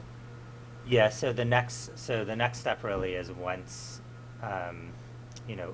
obviously the school committee approving the plan at some point, either tonight or at the December meeting, Keith and I and Becky will have conversations with the town around the context of the larger town budget and where these would fit in, whether it's free cash or warrant articles. So those conversations have not been had at this point, but in the next 2 to 4 weeks, we will sit down with the town and share our thinking and get a better understanding of the context of the town's fiscal budget. Okay. I do remember, I believe our previous town administrator was explaining free cash is for lower bills, right? And bigger items are typical warrant items. Yeah. Okay. And if you think about thinking back on the past several town meetings, there were warrant articles, for example, for DPW trucks and police cars. Those were all funded under free cash. So we would probably seek the same type of, take the same position. We just need to know what the free cash position is of the town and what it has the capacity for. Okay. Thank you. Joan? Keith and Greg, as you know, Kristen and myself serve on the capital subcommittee, 2 members. And something that didn't show up here, but that you mentioned at the October 23rd meeting that we had, was that engineers from Select Solar were coming to our schools the following day, which was October 24th. Is there any update that you can give to that? Did they come, or maybe no updates? It was just an investigative process. It was investigated, Joan. We did not receive a report from that engineering work that was complete, but I am looking forward to that. And just to remind the committee about this, I think we did mention this at a prior meeting. We are looking towards our solar feasibility and with a bunch of projects with the Northborough schools. And this is one of, I like the way you said it, Joan. It was the next step of investigative work that needed to be done to, double and triple check that feasibility before a project moves forward. But the important part of that work is we've got ourselves into the queue for solar projects, and that's very important to do when it comes to National Grid and their prioritizing moving forward. It puts us at the front of the line as we hope to be. Can you mention the schools that they did go to in Northborough? I definitely think I'll gonna have to double check with Bud, but I think they did go to Lincoln Street and Melican definitely. I'm not positive whether or not they made it over to Z yet, but I did think they were on Lincoln Street and took care of both of those buildings. And we have a solar feasibility study group on November 15th. Okay. So the December meeting will probably either Keith or myself will give an update on how that goes too. Okay. Sorry to put you on That'd the be a great spot, idea. but you passed without flying colors. Thank you very much. I think too, Thanks, Kevin. there's some, again, there's MSBA information that we need Yep. to decide what direction we're heading in. Because again, if we are thinking about, if the community's thinking about remodeling or renovating a school, we don't want to go and put solar panels on it when we know that in fact might be a short-term investment. Agree. So are we ready to make a motion to accept this draft?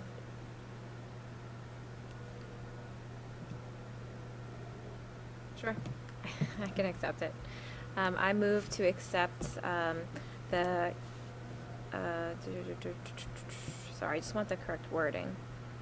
I don't have it open right now. Fiscal year 2025. Yeah, you know what? I'm sorry. Someone else can make the motion. I How about, lost can tab. can anyone make a motion to, Make a motion. I was gonna say, I'll entertain a motion, to approve the Northborough Public School FY 2025, FY 2030 Facilities Capital Plan as presented So at the meeting. Second. Second. Motion by Kristen, seconded by Joan. Roll call, any discussion? Okay, roll call vote, Bryce, Yes. Kristen, yes. Lauren, Yes.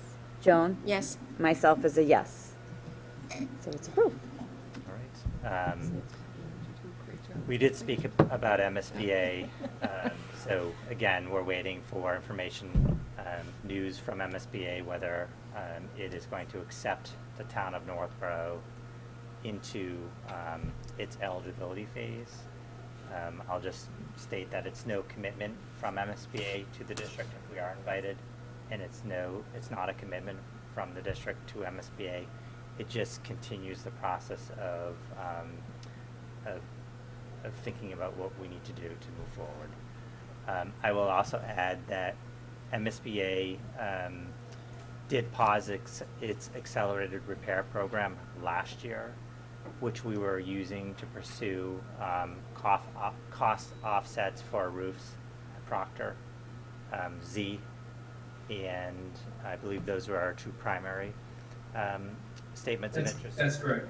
So we submitted statements of interest prior to the program being paused. We are waiting for news whether it will reinstate its accelerated repair program, and we do have two statements of interest for the Z roof and Malikan, maybe just the Z roof. Just the Z roof at this point because Proctor's completed. And the, That's correct, Greg, just the Z roof. yeah, and the MC, no, the MBTA? where are we going next week? The MASC.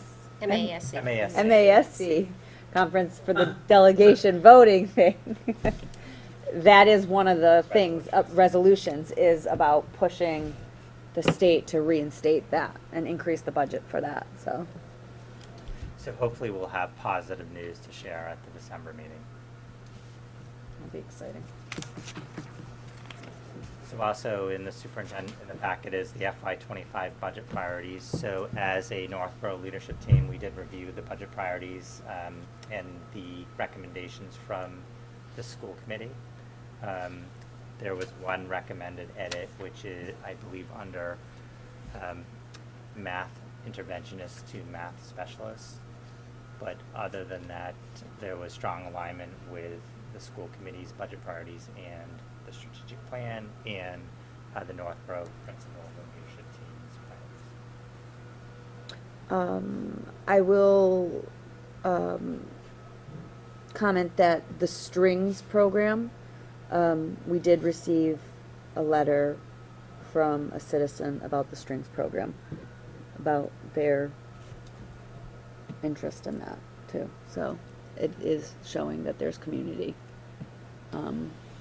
involvement. That was my question, that kind of came up to me because I know you've been fighting for it for a few years to have it, and I know other members of other school committee members are very interested in it. But I was kind of wondering in the back of my head, would there be community involvement? Do you know what I mean? Like, we know the big picture of it, but is it worth all this if the kids don't want to play the instruments? Type thing. So Yeah, is that's- there an interest? Is there a interest? So Yeah, I was, but I I was think that- pleased to see that we received at least one letter about. Yeah. I bringing think there it, is a so, yeah. community interest in, you know, launching a strings program.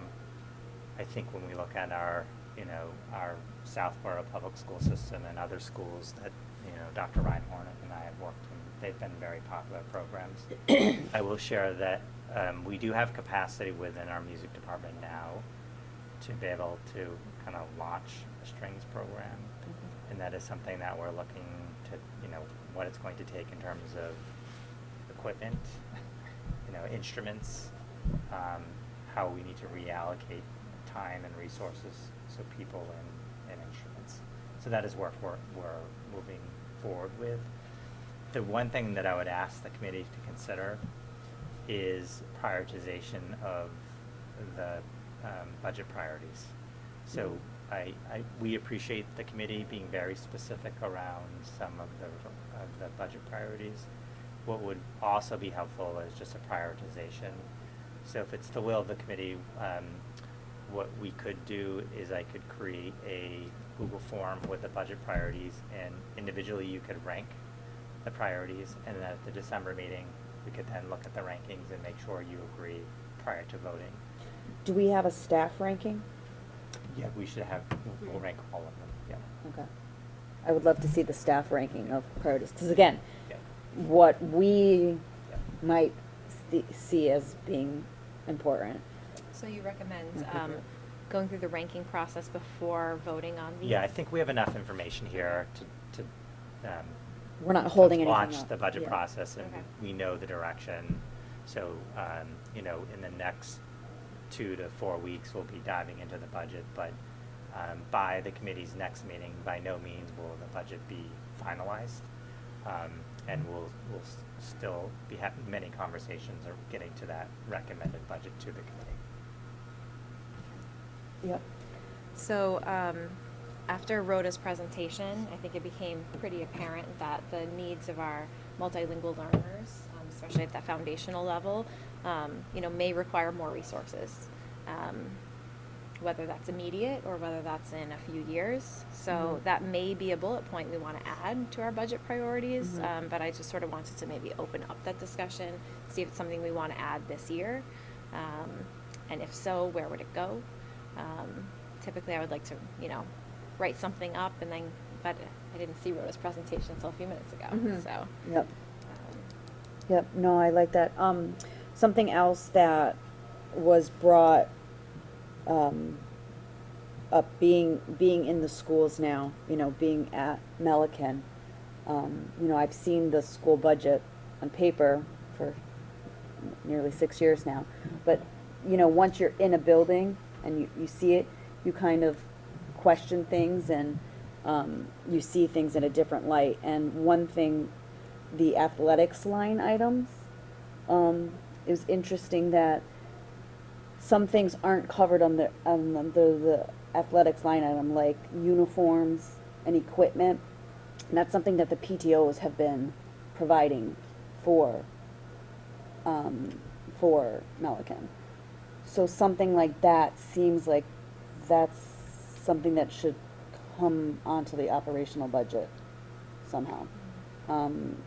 Trottiers, again, we're different districts, we have different budgets, but it's just a budget that I happen to look at, and their budgets, line items, are significantly higher in that, which would explain why their PTOs do not support their athletic department, but- Yeah, so in Northborough, the transportation line item for athletics is high. Uniforms and equipment is almost zero. Yeah, At Trottier, their line item for uniforms and equipment is high, they don't have any money for transportation. sure, yeah. So if you were to see how SOS in Southborough is funding athletics, it's through transportation.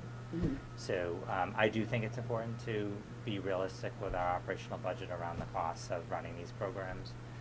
I will also share that at Algonquin, there is a fee to play sports that offsets the operational cost of athletics. Mhm. And that is also something that the committee could consider to help offset the costs of Mhm. funding athletics. They have an athletics fee right now. But what I've been told is that it hasn't been increased At Melican? at Melican. There is an athletic fee for $50. Yep, go ahead. So these are the conversations that I've been having with both Michelle Carve and Gary Hershuk at Trottier. Yeah. So that we can look at those line items and we can more closely align the two programs. And part of that conversation has been looking at the fees to see what what can be done to better align them, and is it something like, what would it take to bring these on to our operational budget, similar to what we did at Algonquin with the student activity thing. Mm. So that is some of the work that's happening right now. Great. Yeah. As I said, I think just let me be aware, and as much as I don't want the PTOs to have to feel like their fundraising and stuff is going towards something that isn't. At the same time, I don't want us to absorb that cost and have that taken away from something else that we should be supporting also. So it's definitely a juggling and a fine line. And Yeah, the role of PTOs is not to create sustaining funding for programs. So, we can't rely on the PTOs to fund academic programs or athletic programs. That's not the mission and vision and purpose of a PTO.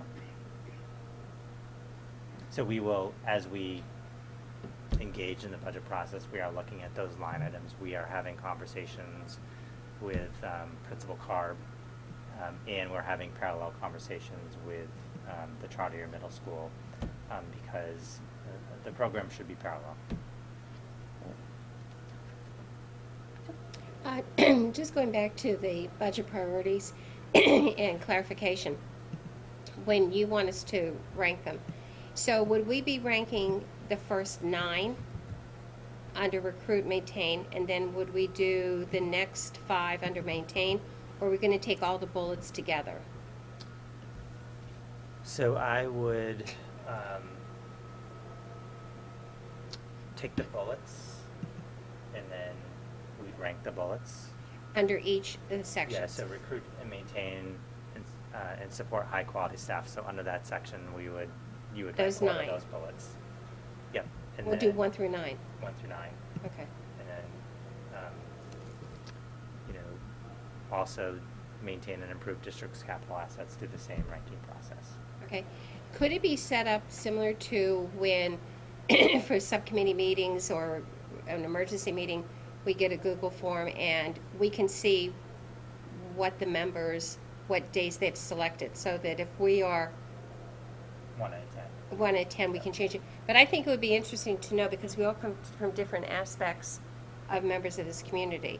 So I think it would be helpful for me if I would know how Kristen, what she felt about, support high-quality staff, what Kelly would, and then Lauren, who's just having children into the school system with the next couple of years, what do you see as your priority as a future parent of school-aged children?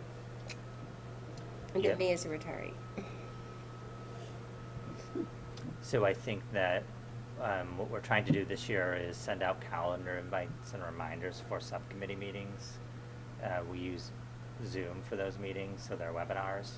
So we can add all committee members to invite, so that there's a subcommittee meeting that maybe you're not on, that you'd like to attend and listen in. Mm-hmm. And then in terms of I think the ranking has to be done individually, because there can't be any deliberation.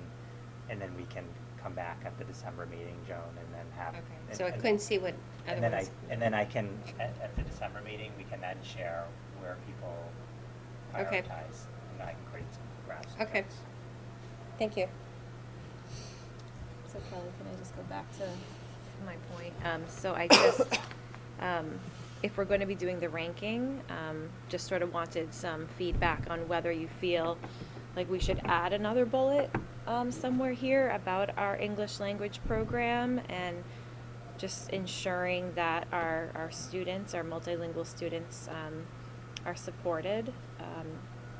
would that be helpful Well, to have that, or is that something that's? I think that's something we do every year. So it's something that Rhoda will look at, our multilingual population, the needs, and, whether or not we need to add ELD staff. That is a process that we go through every year.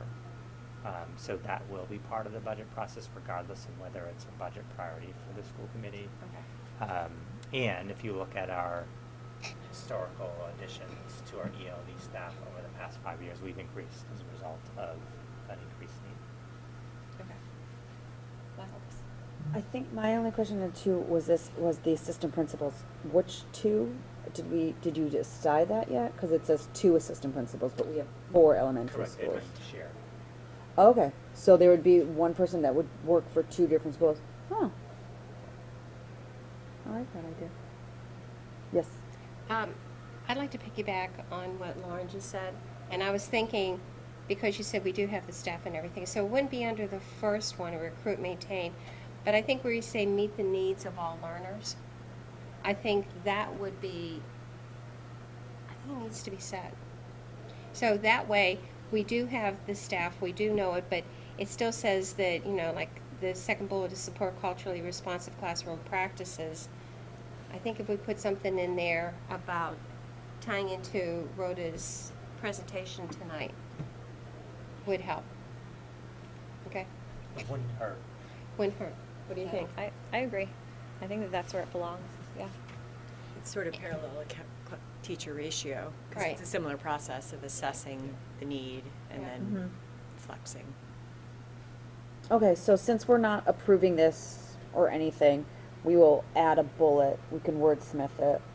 We'll add a bullet in that section, meet the needs of all learners, about Mm-hmm. that, The ELD program. the ELD Mhm. program and things like that. Can I just- And then we'll rank them and, go ahead. Yeah, no, I was just gonna say, if you do add a bullet under there, if it could be like specific to, like maybe Rhoda would probably have to chime in and say, hey, this is what I need, right? Because a lot of them are very specific, which is great, but just supporting a particular program wouldn't help me understand, like, what does she Mhm. need? What does she see as the gap? That would be great information to have too. Alrighty. Budget calendar. So, again, in your packets, the budget calendar, we've had a couple meetings. We had the capital planning subcommittee meeting. And again, it's a running record of key meeting dates. So Cheryl maintains that as meetings take place and meetings are added.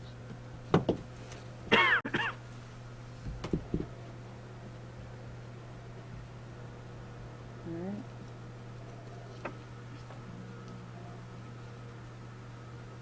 We are on to school committee member reports.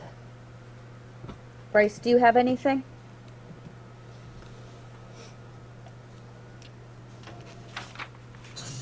Yes, so the TA hiring committee met on Monday night. We are continuing our evaluation of the candidate pool into next week and hoping to send off some finalists to the select board by, I think, like the 10th or 12th, I think is when we think we'll wrap up interviews. So progress, and hopefully they'll have something maybe by the end of the month. Great. Kristen, anything?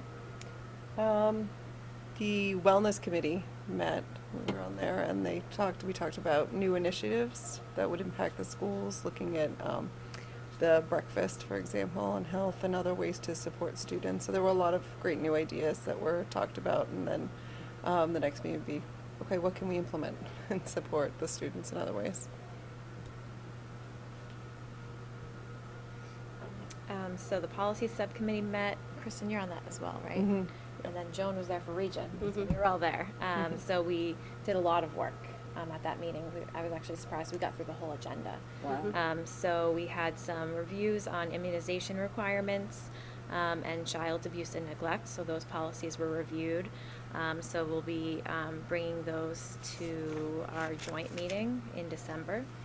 And then we started discussion on a potential new policy that was brought to us from some students for our student advisory committee policy.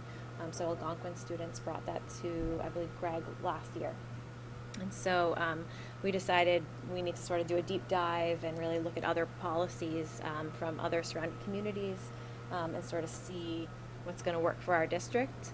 But it was very very professionally written. I was very impressed at the students' policy. And then we also started to review the substance use prevention and education policy. We had a little bit of discussion about the new health standards as well, and then a lot of discussion about student travel and how that had really been paused over the last few years, and students and teachers and families are starting to think, forward past the pandemic and what travel might mean. So that will be forthcoming. Great. John? The only thing I have is that October 10th was the meeting of the Council of Aging at Barefoot at the Senior Citizen Center in person, and nothing really for the K-8, it was more for the regional, how the high school students help out the seniors with the technology, and how we can have the seniors possibly come to the high school and get a tour of the athletic facility, and also pushing, as we did with the superintendent and the drama department, is to have the seniors come to a dress rehearsal so they get to see it like during the day.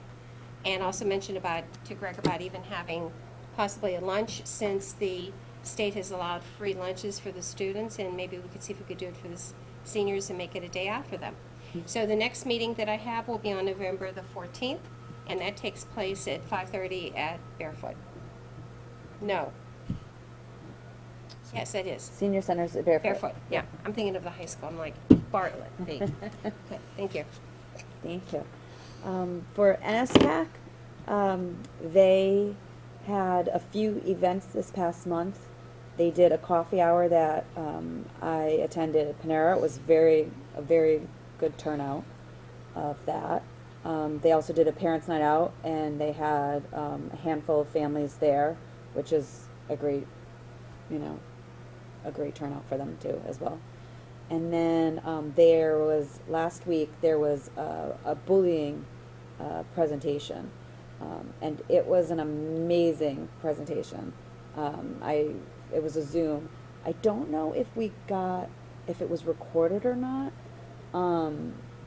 I know there was a slide handout for it, so I'm not sure if it would be something that we could share the slide presentation if it wasn't recorded, if that we can get approval for that. I think that was great.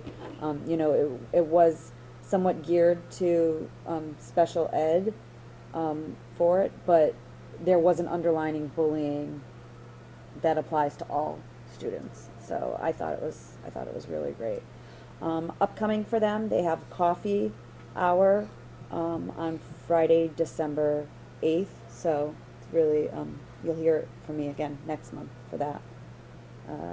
Reminder for that. Solar Committee, I mentioned, is going to be meeting on November 15th. So I'll have an update on December for that. And then there was one other thing. I'll just speak out when I remember it. I'm sure I will. It'll come to me. Anything for... Okay. I guess the only thing we would share is Storybridge. That's what the other thing I was going to say was. Storybridge was amazing. I know it wasn't there, but it was it was really great event.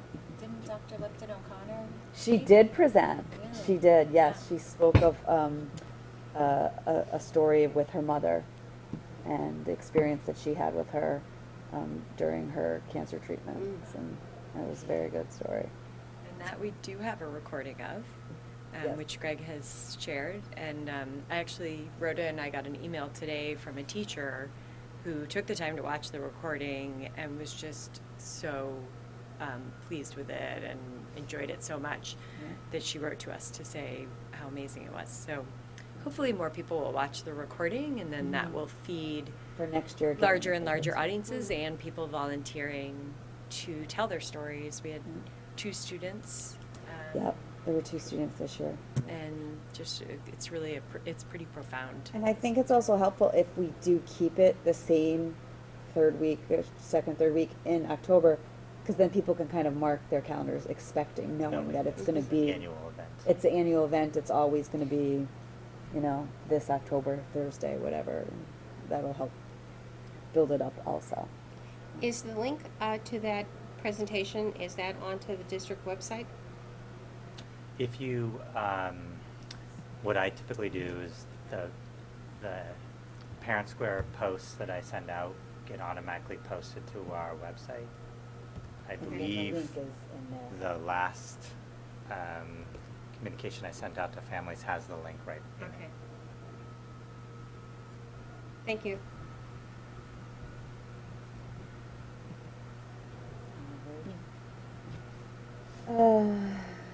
No education policy at this time. Policy development distribution, none at this time. Personnel items, distribution of personnel report. I was very sad to hear about the retirement of one of the proctor support staffs. Mrs. Mack was a great welcoming to kindergarten at the school for the kindergarten. She was always with the kindergarten class, and then a few years ago she moved into the crossing guard position as well. And so that's just one person on the retirement list that I can speak to specifically, that she will be a great miss to the Proctor community. And I'll just point out on the personnel report, so I think we've been in a really great place with hiring professional educators. Where we still are struggling is hiring for some of our specialized programs, such as Castle, the therapeutic program. And it's not just Northborough, it's also in Southborough. What we're finding is that it really takes a specific skill set to be successful in those programs. So we're doing some kind of reflecting and thinking about what certifications might be helpful. But what you'll see in this report is kind of a sign that people take positions, spend a day, and realize it's not for them, and resign almost immediately. So you'll see a couple hires who started and then resigned almost a couple of days later. So we are reflecting on how can we better support in training new hires, specifically with specialized programming, and also thinking about maybe we need to advertise differently and require a different level of skill for those specialized programs.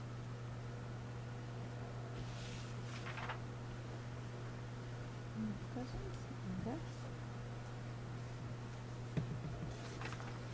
Communications, none at this time. We have a motion to action on minutes. Yep, Joan? I move that we accept the special open meeting minutes of September 29th, 2023 as written, and accept the open meeting minutes of October 4th, 2023 as written. Second? Second? I think Lauren beat you right to it. Motion by Joan, seconded by Lauren, thirded by Bryce. Any discussion? A roll call vote. Bryce? Yes. Kristen? Yes. Lauren? Yes. Joan? Yes. Myself as a yes, so we'll approve the minutes. Thank you. Alrighty, future agenda items. The budget, preliminary budget, that will be exciting. Solar, I'll give you a solar update. I don't know whether we decide to add it. I guess we'll see how the meeting goes, whether or not Keith will present something, or if it'll just be within my updates of it. Joan? I had something else, the Yep. MASC conference update. Yep, And Kristen's point about the building capacity. yep. We also have our the presentation schedule. I believe MCAS is for MCAS. December.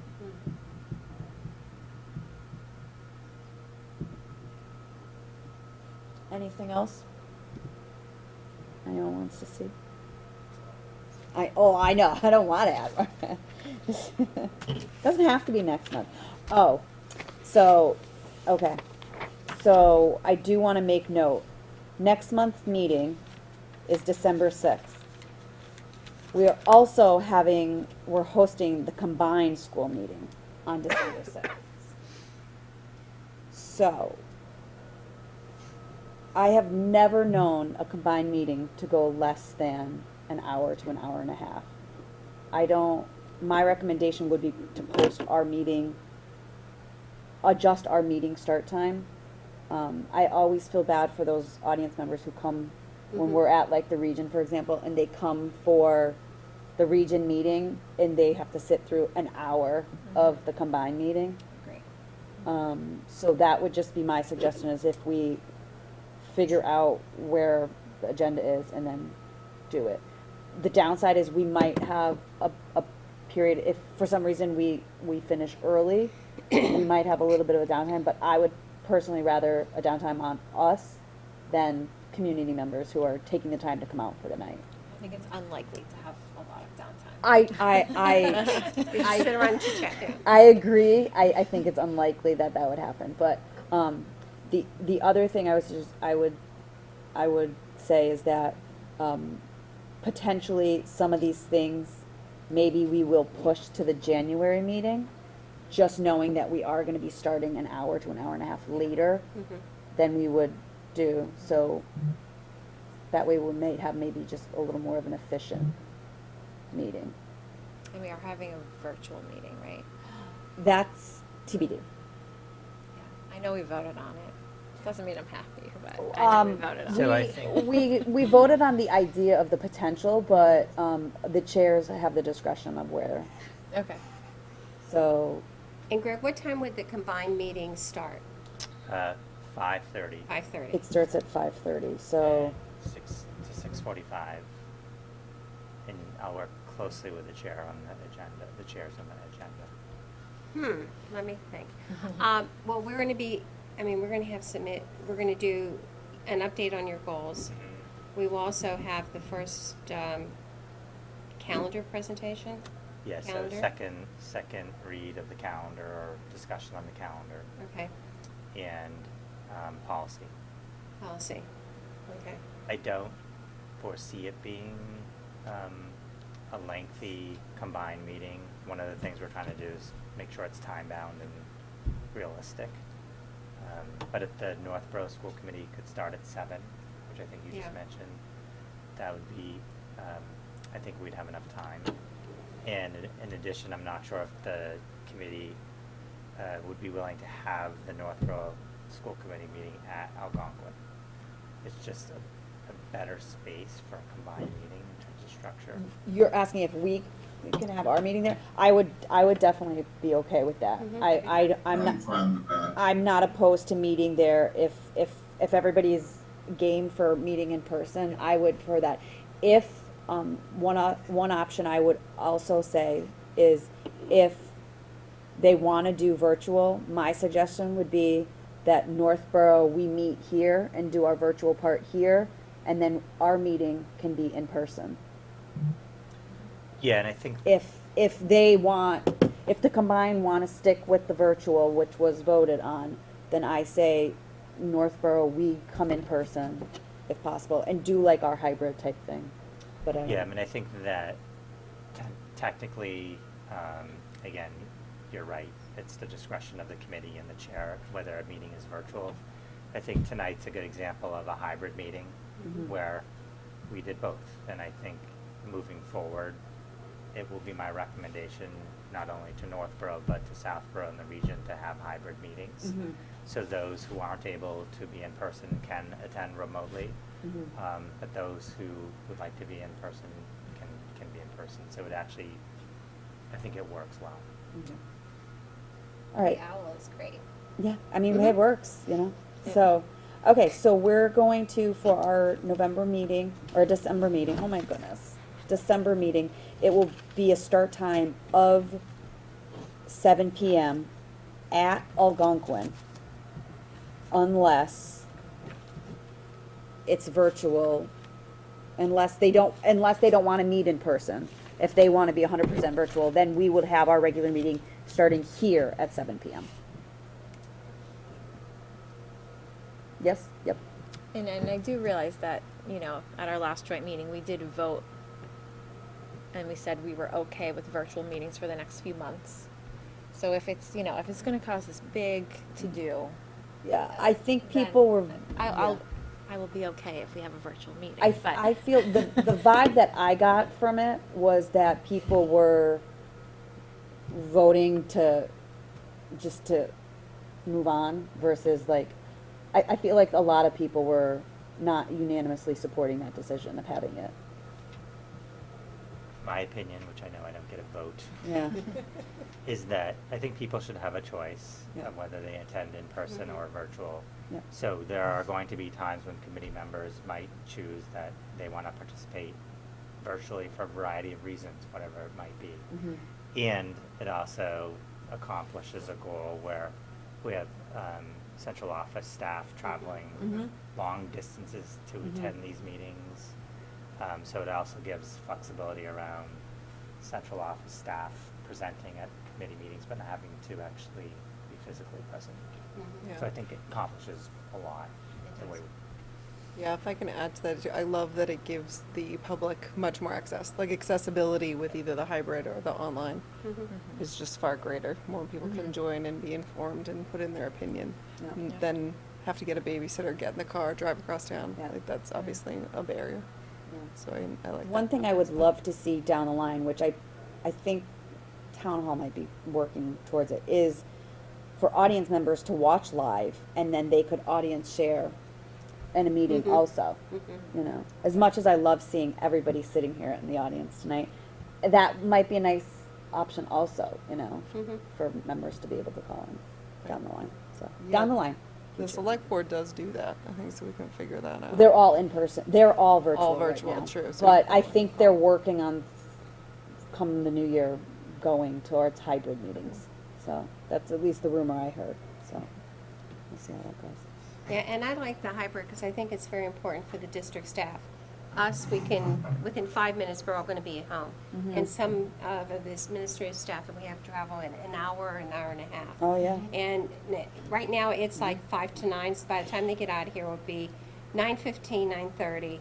Then they have another half, it's 11 o'clock, and then we expect them to be here in the morning. They probably have their meetings already packed, right? They probably, Keith has meetings, Becky has meetings, and if they have to be here then at But this, 8. and you're talking about for our one meeting, but they've Right. got 3 districts got that they're other going ones. to and other things. So And you see the wonderful accomplishments that they're doing, so Yeah. I think we have to worry about their safety, driving, Yeah. and their health. So if we can do a hybrid, I think it works great. And that Mr. Owl is just fantastic. we love the hour. Looks more like a penguin, but staring at me. You got Gigi on your mind.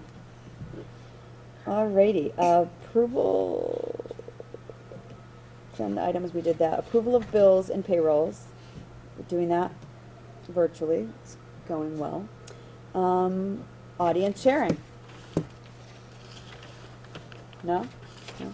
I won't do my spiel if you, okay. The one thing I would mention, something is really important to meeting and happy that Mike? everybody's here, and love seeing everybody's faces, is that we have a hard time hearing you guys.